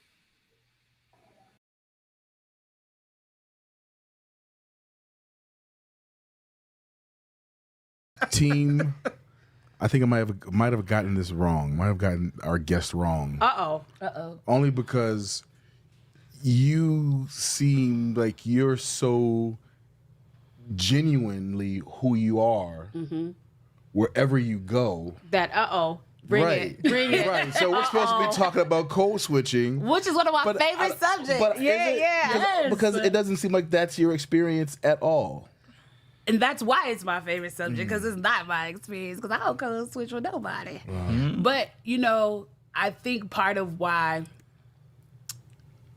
first of all, shouts out to Lula, my mother. May she rest in peace. She was like the coldest person that ever lived. Like my mother was a cold case. Her and my grandmother both. And actually, my next book is about my mother. My mother programmed robots that delivered the mail in the Sears Tower in 1976. Yeah, that was Kimberly. She was on the show. Like she said, or I think it was Dr. Black who said, Malcolm was also very inquisitive. He liked to learn, really asked questions. I call it the Malcolm pause. He would you're on the phone with someone, you say, did I lose you? You still there? No, I'm just thinking. That's one of the very first things. Let me tell you, the most prolific thing that I learned about Malcolm is Malcolm always processed and thought before he spoke. And it could be and it didn't have to be some complex thought. He was very thoughtful and intentional around his words. So that you hit that on the nose. So true. That always rang out at the having conversations with Malcolm. I would always stop and go, I wonder what he's thinking right this very moment. And then you get it, right? Because you don't get it right away. You get it after it's process and it's thought through, right? So you don't just get fly out the mouth. That's right. I know that we have, let's see, I'm looking at the timing. If you could, Troy, I know that you have Lamont's information, right? I just want to make sure that he's on tap. If you could text him. And we also have Isaac Hayes that's coming on. Lamont is he's coming in now. Oh, okay. Lamont is coming in now. Yeah. Well, that's some good old timing. Listen, before we roll Lamont, I know that there's some more footage that we have of Malcolm just to run. If you could choose one of those to run before we get Lamont on, I think we probably have some more that we just want to share from behind the scenes with Malcolm before we get to Lamont.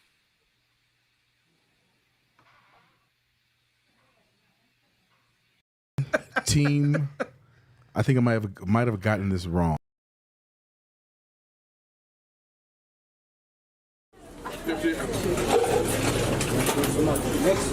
Once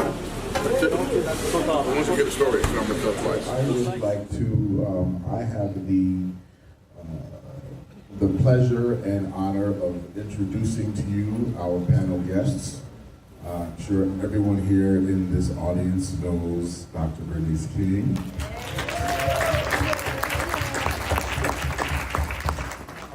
So, is there anyone who walked in late and didn't see the film?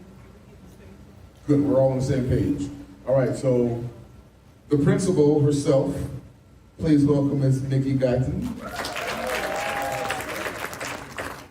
Still trying to get over you standing here. Like, all of our childhood dreams have come true, like, right now. Yeah, yeah, yeah. We get a lot of that too. Oh, yeah. Lamont. Lamont, how are you doing this evening? Welcome.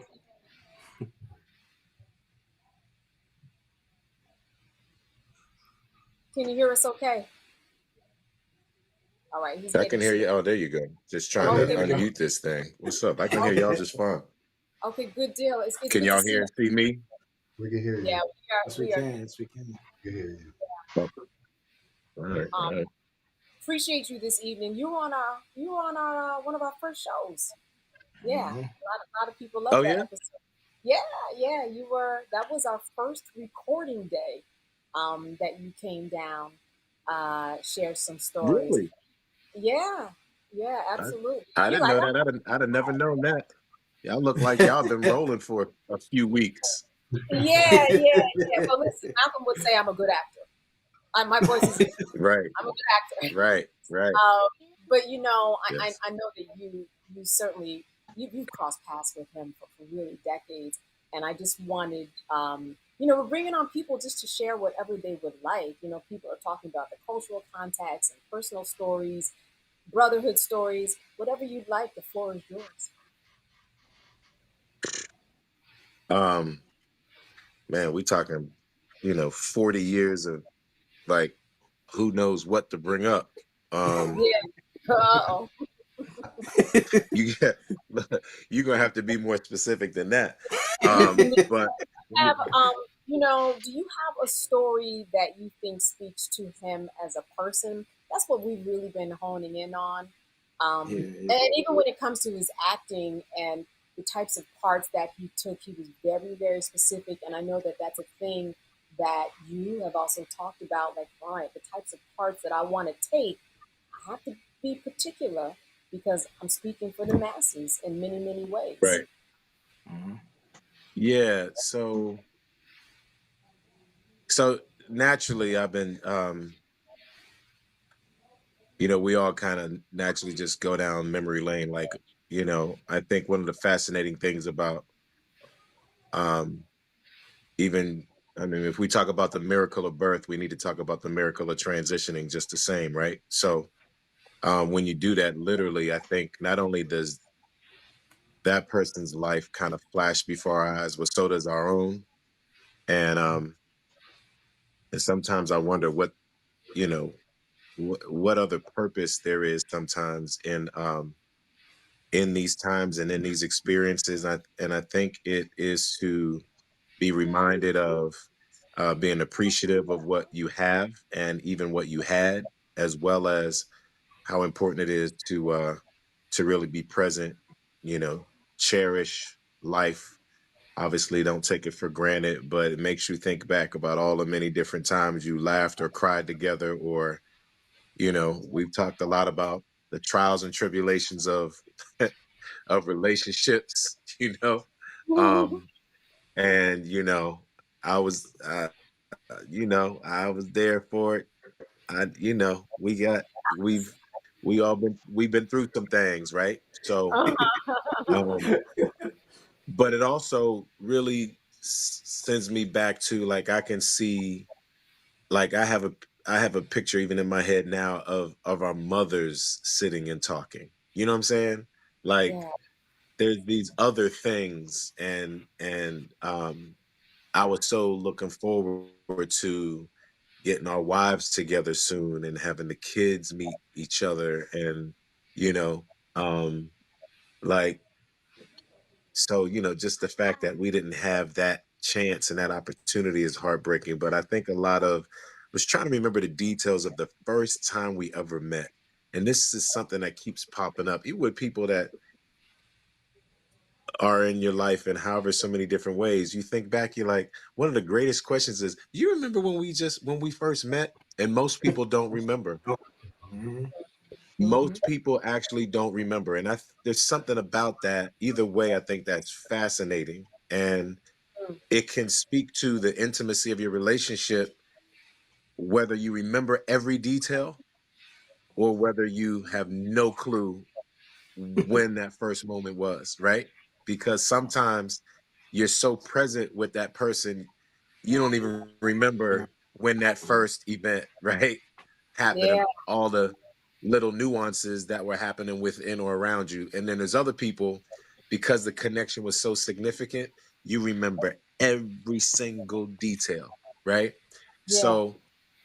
So I can see Malcolm's face right now as of, I think he might have been 14, I think, and I was 13, you know?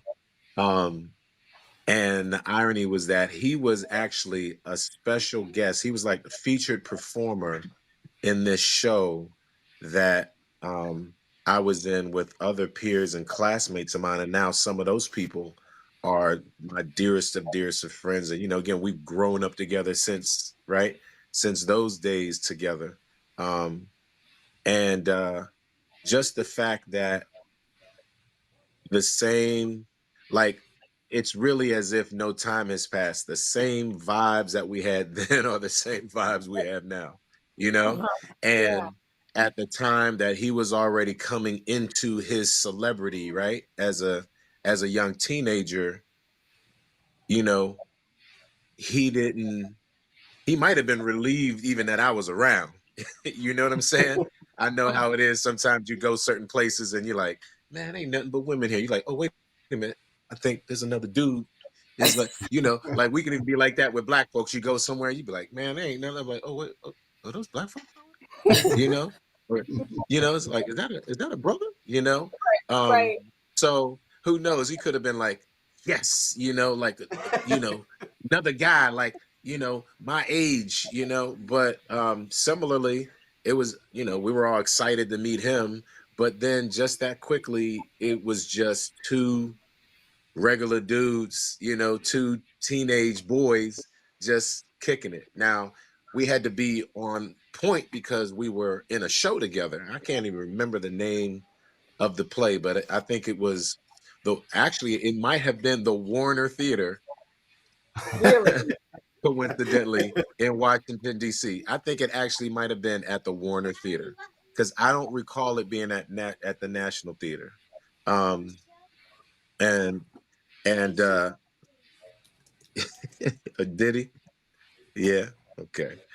Um, and so anyway, just remembering, like, just how down to earth, again, what I'm really speaking to is how down to earth he was, um how grounded he kind of already was, right? I think one of the reasons why even the Cosby Show spoke to so many of us was not just, for some it was so different, right? Remember, I don't know, many of you remember, people were like, oh, that ain't black people don't live like that, they don't Mm-hmm. make that kind of money, that's not realistic. Again, everything from both parents in the home, all this foolishness, the narratives that a lot of people were perpetuating were that, oh, this is a lie, this ain't real black folks. So one of the reasons why, unfortunately, it was groundbreaking is that it wasn't a demographic that we really saw a lot of, especially in national television, right? But one of the most profound things about the show, I think, is that regardless of their economic demographic, right, was that they were very relatable, regular, down to earth, real black folks, right? That would talk to you in a very articulate, educated way. At the same time, held you accountable as a child. There were high standards in this family. The elders were present and part of the equation. The community was diverse. It really did look and feel like most of our environments, right? When people really paid attention. But it was the fact that you could tell that environment, even as a work environment, was the same grounded, down to earth, right? Kind of environment that was very similar to the homes and the communities that we were also raised in. So there's been, thankfully, like a consistency, right? That not only our homes and our childhoods, but also the professional environments and the people who set very early standards for us, um, they help to confirm and create a foundation that grounded us both in very similar ways throughout our lives, throughout our personal and professional lives. So we kept in touch, here and there throughout our, kind of like college age years. And then I continued to stay in school. And again, I played ball and I did this and I taught. And then, we often kind of crisscrossed or we catch each other here and there. But then once I got to LA, and then once I started going to the National Black Theater Festival in Winston-Salem, and I think my first official year full force was like 2001. And once we reconnected there, then it was like, boom, we picked up full throttle as if, you know, um, we had never missed a full-time beat. And by that time, we 30 years old, you know what I'm saying? Right. Different. And although it's a big leap from 13 to 30, there was still enough connective tissue there.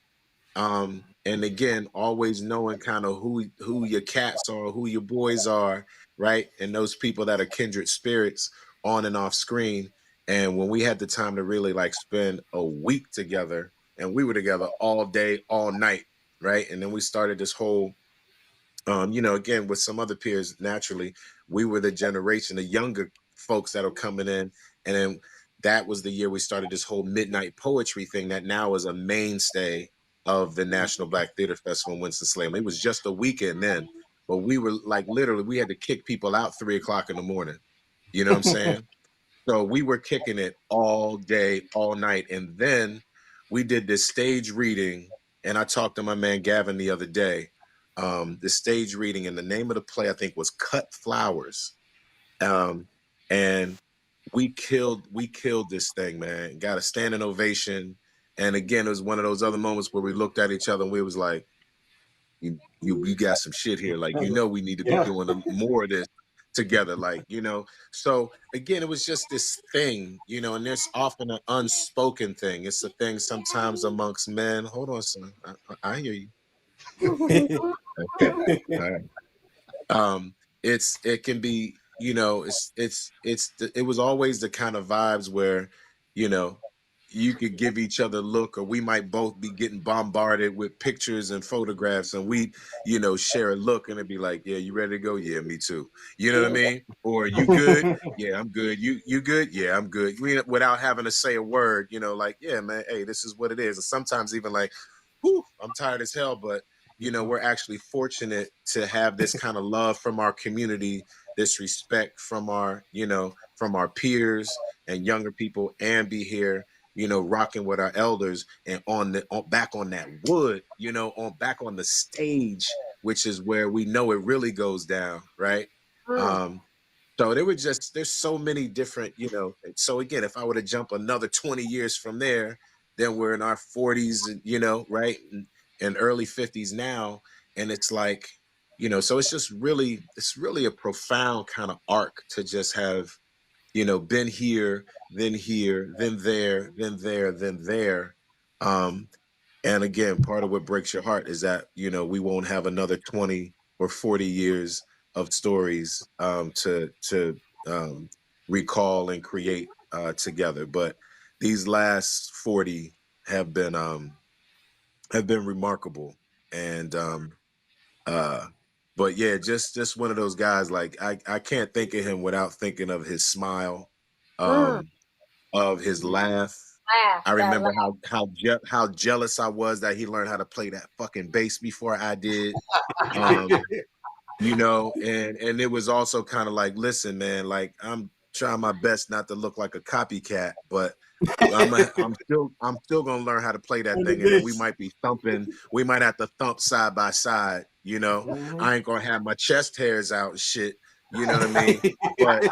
But I might be rocking a toothpick and something, and, you know, old school. You know, with my shit like cocked to the side. You know what I mean? Making that Like, happen. and if I don't talk to nobody, just understand. You know, that's I'm in my shit. You know, like.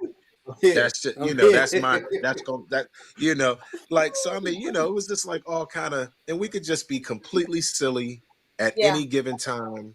And at the same time, you know, as you all know, he's somebody that was so sharp and cerebral, yet, you know, not so in his head that his heart doesn't work. And we could check each other, we could challenge each other, we could disagree, even though there are a lot of things we agreed on. There was plenty more things that, even if just in the detail and the nuance, you know, it'd be kind of like, yeah, I hear you, mom, but yeah, you know, yeah, Mal, I love you, but that's that's bullshit. Like, you know, like there's not always a lot of people, period, let alone a lot of other men that, you know, can really communicate in a certain way with a certain level of again, purity, honesty, vulnerability, even transparency, always love and respect, but we're not the same person, and we might not always see things the same way. And that's good, actually. That's fine. You know what I'm saying? And that's actually how you should even prefer it, in my opinion. I'm not interested in yes men, you know? So I'm interested in people who have their own brain, who think for themselves. And, you know, if there's something that I don't agree on, that I don't like, you have to prove it to me. At the same time, if I say back your shit up, you might want to be able to back your shit up. You know what I'm saying? And if you can't, I might call you on it, or I'll say, hey, you know, you can't back it up, but you obviously still entitled to your opinion. You know, so we never tried to change each other, which is one of the other things I appreciated. You know, although I do believe in many ways we kind of um, motivated and inspired each other, even when we articulated it, or even when we didn't. So, and I can't speak for him, and I wish sometimes these are the questions you might actually ask somebody, but that's not really necessary to ask somebody something like that. Sometimes you just kind of know. And again, you know, he might have been more important to me than I was to him. Like, who knows? You know what I'm saying? So, um, you never know how people really value relationships and friendships, but um, uh, he articulated it enough, and, you know, and we definitely had a relationship and an understanding that I know I'm not fooling myself about, you know. And it was definitely like you know who not only your soldiers are, you know who the soldiers are, you know. And even if and when some real shit hits the fan, who's not tucking their tail, and who's going to do the very best they can to, you know, to stand up and fight, you know, and shout, and yeah, take care of themselves, but not necessarily, but not only take care of themselves. You know what I mean? Yeah, Self-preservation is key, but there's some, you know, when shit really hits the fan, the only thing they're gonna do is look out for who shares their last name. All right, give me her. right. And you know, on that note, with your son, I know that you had some serious conversations with him about fatherhood. That's what I remember with you, All right, I'll see you later. especially, Kiss which I mommy think for me. is a nice way to bond between conversation. You talk about fatherhood. I thought that that was lovely to see when you did come in and do the show. So, Lamont Rucker, we thank you.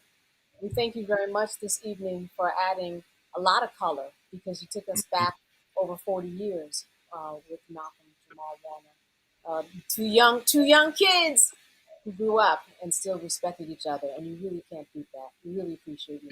Yeah, big dreams, just, you know, big dreams at that time. And y'all Yeah. got to remember, man, looking back, you know, it's easy to assume and to think that, you know, we would be in the space that, you know, we've been in, right? Even from a professional career, if you want to look at that, the career success, right, or whatever that we've had. But think about it. At 13, anything's possible. You could have never seen his face again after that show. You know how many people we've seen on one show, you never saw him again? You know what I'm saying? How many, and for all the numerous reasons that could be the case, right?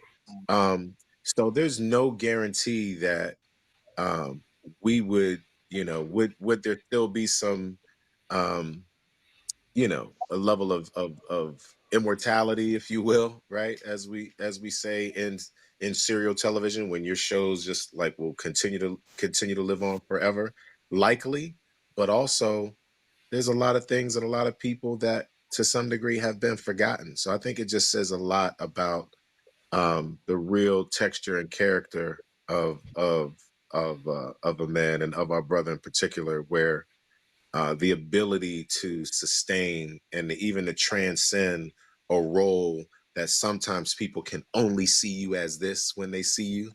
And that's very hard as a young actor to be able to move beyond that. And that's one of the things that I always, thought was, not only very fortunate in that he was privileged to have, but that I definitely believe it was a reflection of him, not just his favor, but of how special he was. Because that doesn't happen for everybody, or for all of us. And you didn't really see or know my face till significantly later. I just took a different route. I didn't get to come in to the industry, with full-fledged as a teenager, or even the hot boy in my 20s and all that. You know what I'm saying? Right. So, those pilots. yeah, sometimes they're I picked missed up. those phases. Hey, and I'm actually happy that I didn't, because there's a lot of people that flamed out, got exploited, got fooled, got tricked, got sucked up, spit out, all of that. So I'm glad that I actually took my time, and to some degree waited my turn, and at the same time didn't wait for shit. I kicked the door in when I was ready and when I felt prepared and equipped. And a lot of that was not just as much professional development as it was spiritual, emotional, and character development. So and I think that's why we're still standing. Love came to us late. Like we said, parenthood came to us late. But again, I'm glad everything and everybody does things in their own way, in their own time. So I'm happy for the delays that I've experienced. I think they're for good reason, and it teaches you discipline and patience and diligence and all of those things. So yeah, man. Glad I could pop in, man.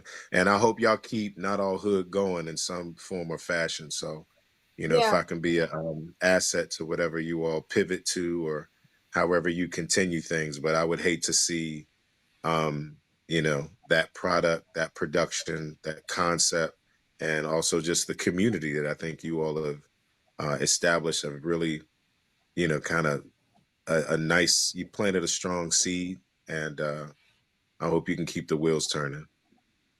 All right. Well, thank you, and thank you for being a part of that ride from the beginning that got those wheels turning. And Lamont Rucker, we will see and speak to you soon. Very soon. We appreciate you, man. Yeah. All right, love. Appreciate you. Love, man. Keep your head up. Yeah. You know it. Always. Yeah, You know what I'm saying? Through. It's just more motivation. More motivation, man. That's what it is. Yeah. Make lemons out of lemonade. There we go. Yeah. All right, Rucker. Good to see you. We are going to move on with people to somebody from the community. LaRon, who do you have for us? How shall we proceed as we wrap this up? I know we're going to go a little over. Those people, hang on, because we have Isaac Hayes is in the green room as well. Okay, listen. Why don't we let's roll a video, because I know we put together a few videos, and there's some that I don't think that we've seen. Right? Yeah. Right? I'm gonna play my favorite one. Okay. Okay. I wonder what that is. I do too.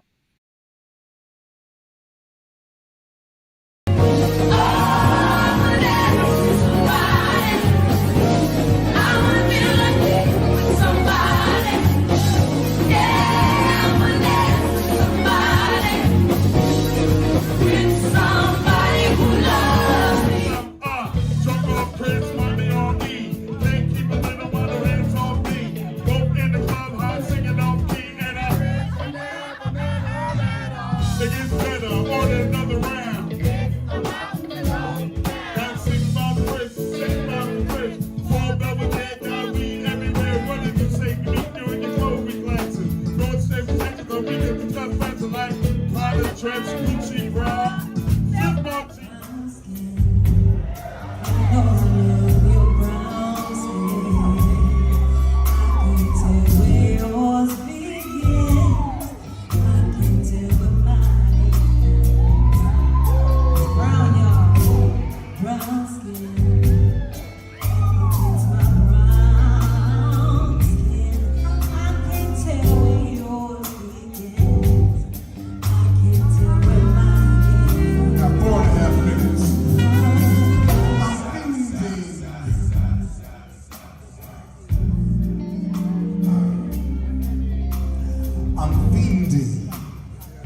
for another taste of your brown skin.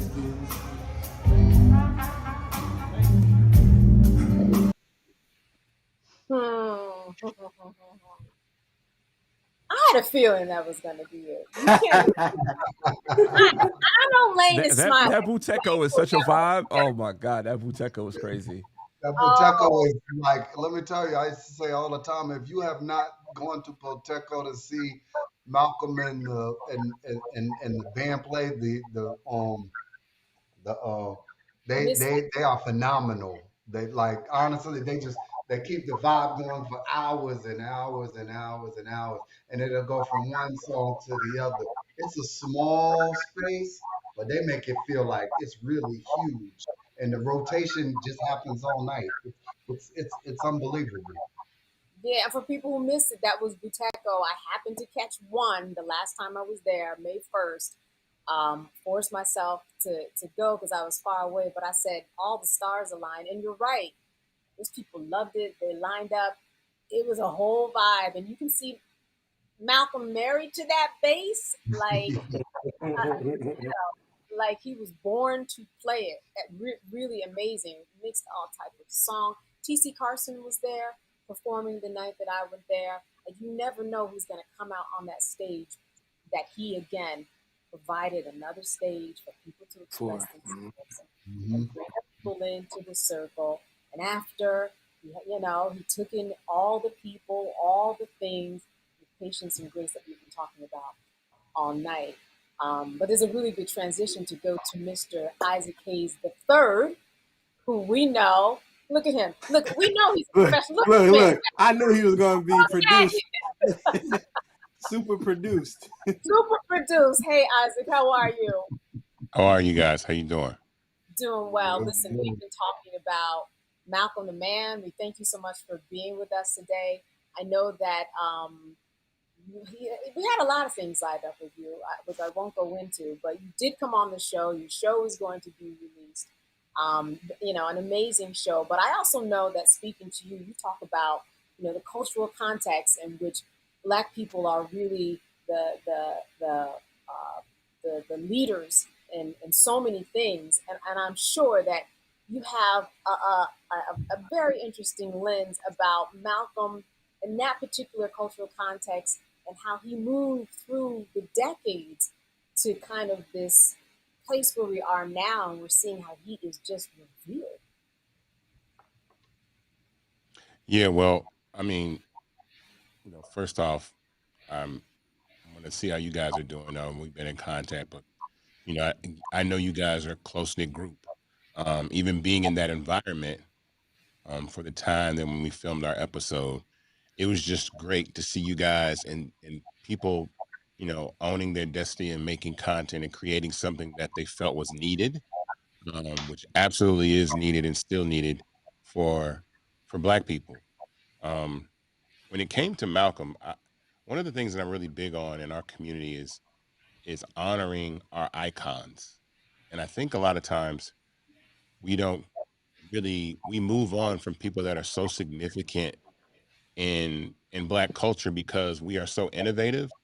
But we don't really think about the lasting impact that, Cosby Show and Malcolm's character had on our community. I grew up in that era. Malcolm was a little bit older than I am.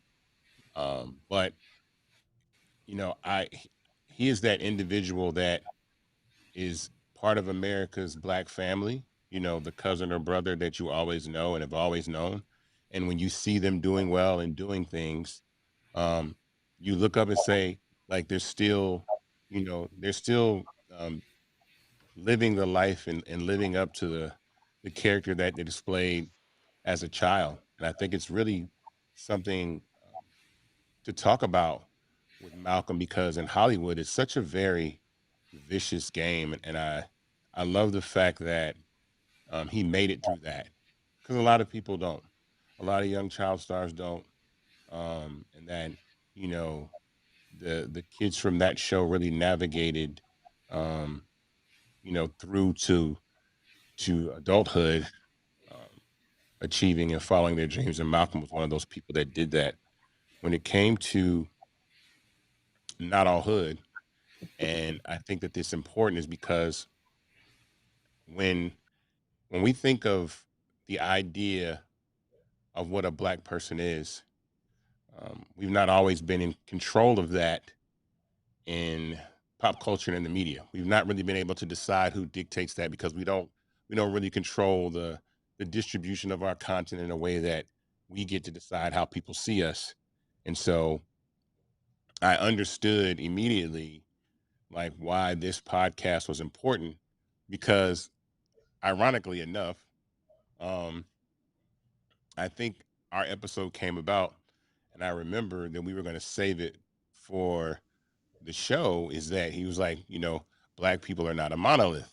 My response was, we should be, for a different reason. And I understood what he meant, because the way that we're portrayed, he understood that I have, I live up to the idea, or I live up to the truth of what black people really are, as opposed to what Hollywood or the music industry, or narratives that spin on about us try to tell us as. And that's something that we really need to be proud of collectively as black people, and understand that that's black icon. you know um the episode with Keisha and Malcolm, I was really glued to that episode, that the premiere of season 2, and I really loved to see the exchange between them as brother and like sister in real life, and how those are just two, you know, people that wound up growing up to just be really good people. And I think that we don't ever have a conversation enough about the good people in our community, in our lives. We are attracted to the drama and the scandal and the tea and all those things, but I think Malcolm lived a life that was extraordinary and to be admired. Again, your earlier guest was like, when did you ever hear Malcolm-Jamal Warner ever getting in trouble? It's like, not. And the funny thing about that is that you expect that from people that have success in Hollywood, that grow up around celebrity, especially at a young age. And I was really struck by that in the time that we got to spend together. And I'll say, at that time, when we did that show, that was a really tough time for me. But even before then, with what you know I've been building with fan base, um, I know who my allies are, and Malcolm was and will always be an ally to what we're building, because those people that understand what you're trying to do and what you're trying to build and what you're trying to be a part of and what you're trying to represent. And I appreciate him for that, because that conversation was needed at a time for me, where my faith was being tested in ways that people probably don't know, because doing these things are kind of hard, and you really wonder, do people really have your back and understand and really care about what you're doing? And Malcolm, showed that to me. And I think just the way you talk about just the way that Black people in America and how they're the mover and shaker of things culturally in America, like nothing can be successful without us. I'm just really wondering what you think about his impact in that regard because of his history, because it is, as we see, so revered. Well, let me say this. Um, we, we Black culture is such a powerful thing, and we don't, really have the opportunity again to control our narrative and say that. I speak highly about this show in particular because we need more voices in shows like this.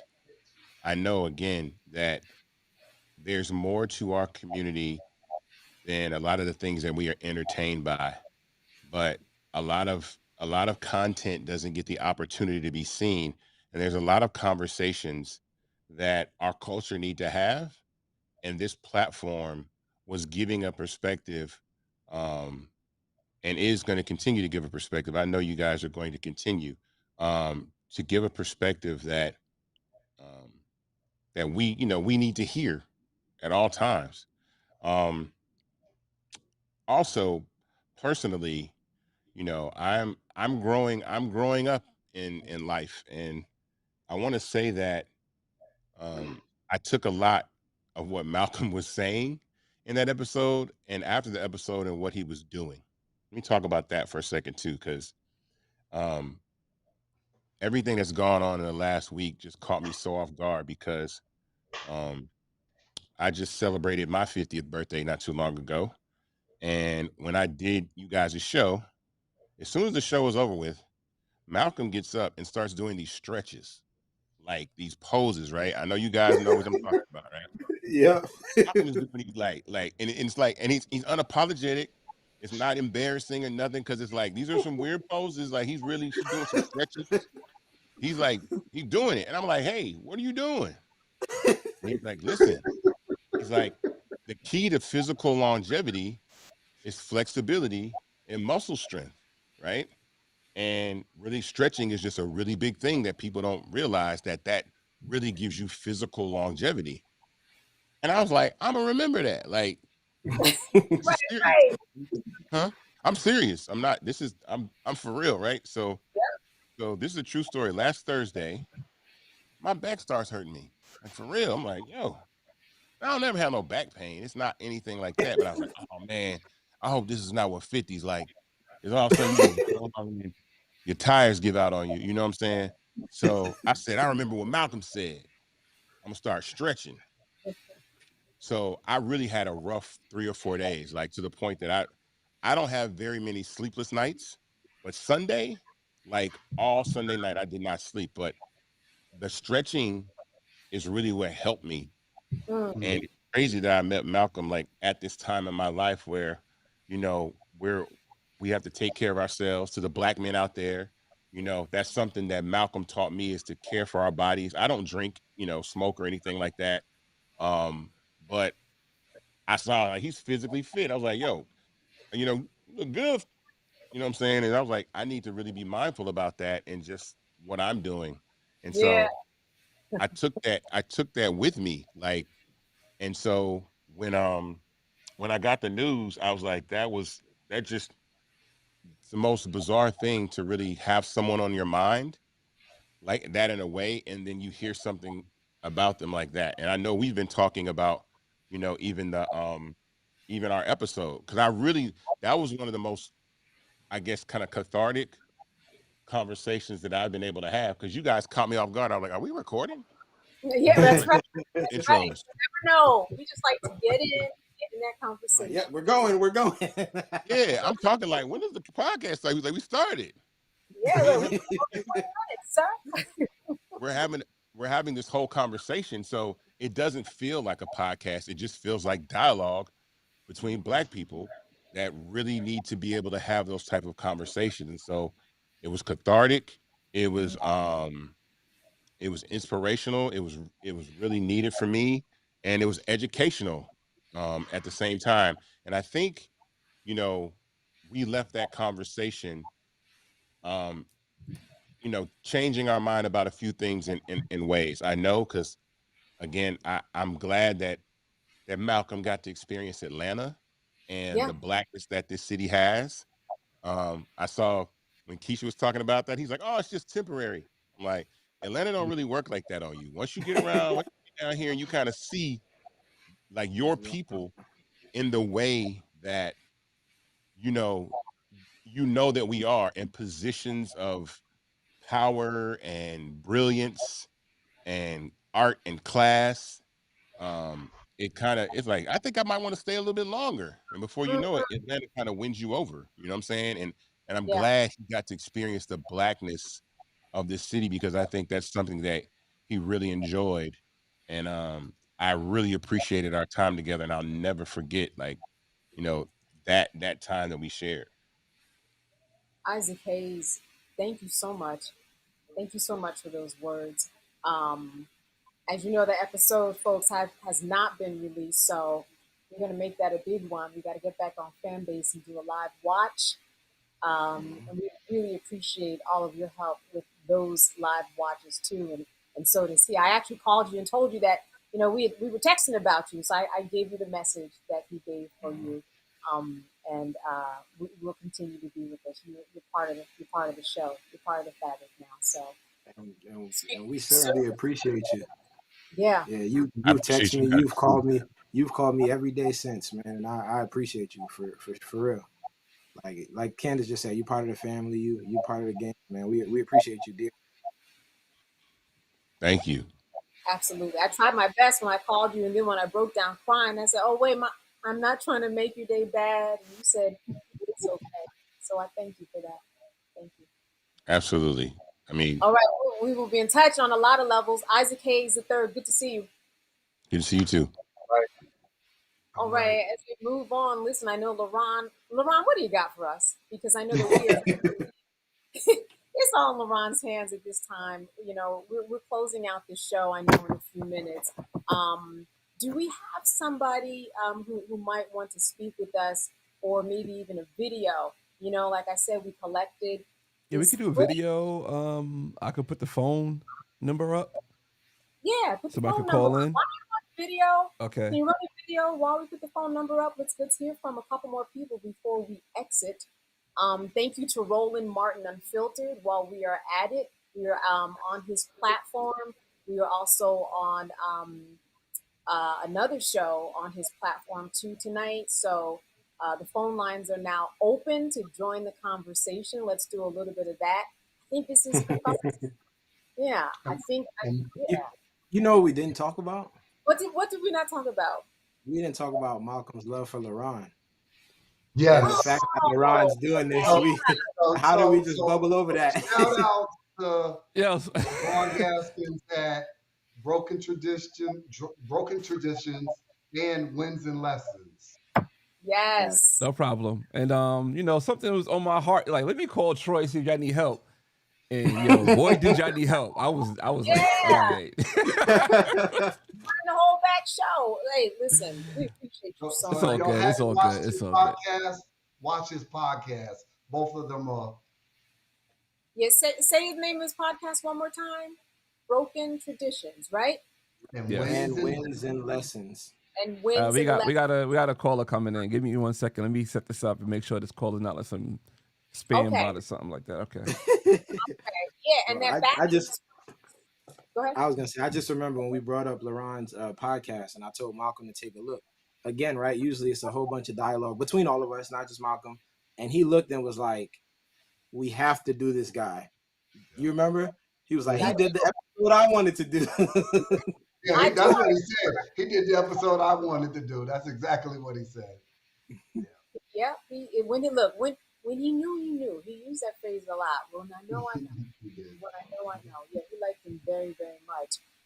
It's funny because when Isaac was mentioning the stretches, I remember Malcolm, and I saw him on the ground, and he was like this, with his arm out. And I looked down at him, and I was like, "Hey guys." I said, "Hey Spidey, what are you doing?" Yes. We have Michelle in Southwest Georgia coming in. All right. Let me try to get her on the line. Let's see.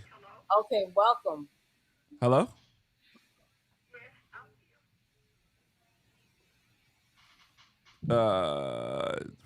You guys hear her? No. Not really. Okay, give me 1 second. Okay. Okay, how about now? Have her say a little something. No, she's talking right now. I don't know why it's not coming through. Give me 1 second. We can't hear her. That's no problem. We're gonna get Okay, them in. yeah. Can you hear it now? Yes, I can hear you, but I'm We actually can hear her. watching them visually. Okay. Yes, we hear you. We can hear her. Okay. Welcome, welcome. Hi, everyone. How you doing? It's How you a doing, Michelle? in Bucum increase to be on tonight. May we lay to rest our Bantu warrior junior king, Malcolm-Jamal Warner. When Lamont was on earlier, and he made the comment that a lot of people couldn't family, I lived that lifestyle. I would be born in 1955,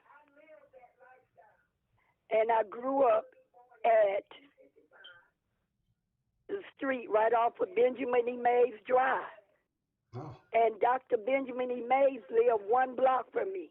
When the fall season would come in, I could look right out my backyard, right into his backyard.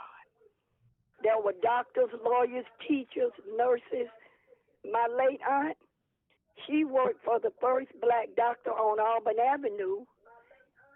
In 1974, he would give the first $20,000 to start Morehouse Medical School. That was the late Dr. James B. Harris. I'm connected to Tiger Flowers. My great cousin and my great aunt would marry Martin Luther King's mother's first cousin. So I went to Southwest High School class of 1973, right here off of Linfield Drive, where I live now, and off of Benjamin E. Mays. We lived the Cosby dream. We literally lived it. We witnessed everything from the Jim Crow era to my grandfather was murdered in 1935, and he was the second richest black man in historic Vine City. And he would be murdered down there at the Georgia Power Plant. He would be on his wagon selling fruit. I don't even want to give the horrific detail of how he lost his life. Can I ask you your name again? What's your name again? And I am very deeply honored to have the opportunity to share my testimony. I'm Michelle Flowers of Southwest Atlanta, Georgia. Michelle, I want to thank you so much because I think what you said resonated with a lot of people who saw the Cosby Show and saw themselves in it. And just hearing from someone in your age group especially means a lot to show how many people across decades Malcolm affected. So we really appreciate your call tonight and sharing your story. Thank you, Michelle. Thank you. Unknown caller. Okay. We got another caller. You guys want to take another call? Okay, sure. Let's take one last call. I mean, Okay. we went a little over, but that's okay. We always go a little over on the podcast anyway. We always go over. Always. Oh, just a little bit more.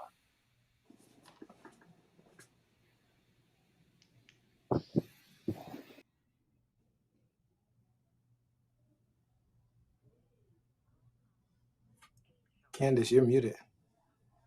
Oh, thank you. Thank you so much. Of course. I was saying, let's see who we have, and I was just thanking everybody who was joining us Hello? today. I guess it's calling. We have somebody? Might be a bill collector. I didn't know you guys.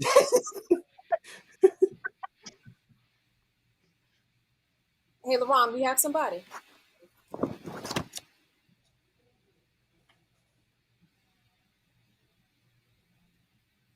All right. You guys can hear? We can. Yeah, now we can. Okay. All right. I'm sorry. I didn't get to call his name. I'm so sorry. I was trying to do like 5 things at the same time. Can you hear him? No, my name is Angel. I can Angel. hear you. Can you hear me? Hi, Angel. How are you? Hi, Angel. I am wonderful. Thank you. Hello. Am I on already? Yes, you are. The floor is yours, and we're really looking forward to your comment as we wrap the show.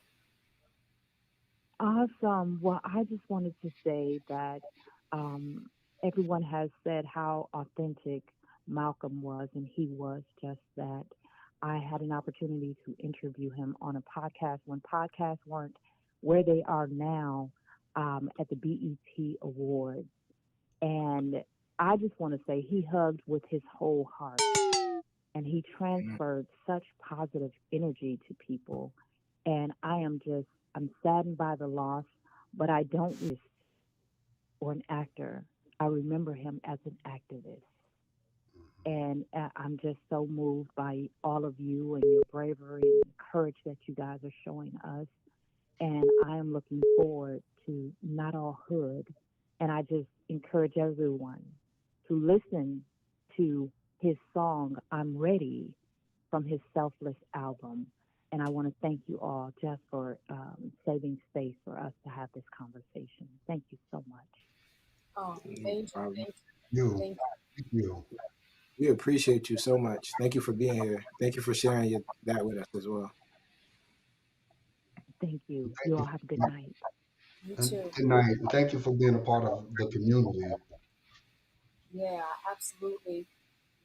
Well, gentlemen, again, I think Troy said earlier, it's a strange call that's 2 hours and over without Malcolm because we've had plenty of them. But it was good to be in your presence like this and good to feel his presence too. I felt like he was here with all of those stories. Let's give each other our final thoughts. Unless, wait a minute, LaRon, don't we have some other video? I remember some video of dancing, and he's got, in the fans in the streets. Oh yeah, the New York one. Yeah. Oh, I thought I played the New York one. No. There's We one. played part of a New York one. Yeah, oh, so it's two New York ones. All right. I got you. Okay. All right.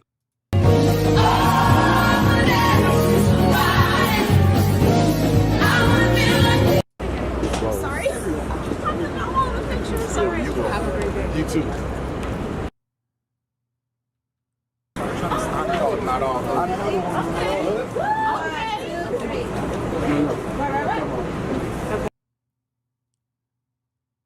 Wow. If anybody wants to grab anything, you guys are more than welcome. I should have waited to come over here before I got coffee. You should have. Yes, really.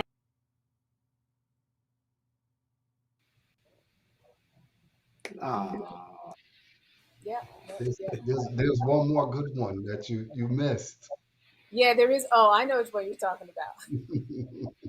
Yeah, there's one more good one, and it shows. And as he pulls that up, we began this, and we did a press tour, and we had the whole gang that was there, and we went to Sway in the Morning. We went to the Breakfast Club. Did our rounds with Andre. By the way, a big shout out to Andre because he helped get out a lot of this for tonight, and has been with us along the way. He's amazing. So as he pulls that out, just a little prep about that press run. What do you remember the most about that press run as we bring this to a close? Lane? Man, I was just sitting there thinking. I was like, "Whoa, those were long days too, right? Really." Yeah. You know what the biggest moment for me, and I think we all choked back on that one, was when Sway was giving him his flowers, and then the tears started coming, and then if you looked around the room, everyone started going. It was like that was like the strongest moment for me. Yeah, he gave All him right, I his got the flowers. video when you guys ready. I don't think Malcolm was not expecting that, and when it happened, when Malcolm started, I started. I looked over at Troy. He was going. Kelly was going. He was good. Yeah. Yeah. All right. Sorry? I'm all the pictures. All right. There's a freedom that we all in the Black culture. There's a freedom that we should have to be able to express ourselves, even if our opinions may not be of the popular opinion.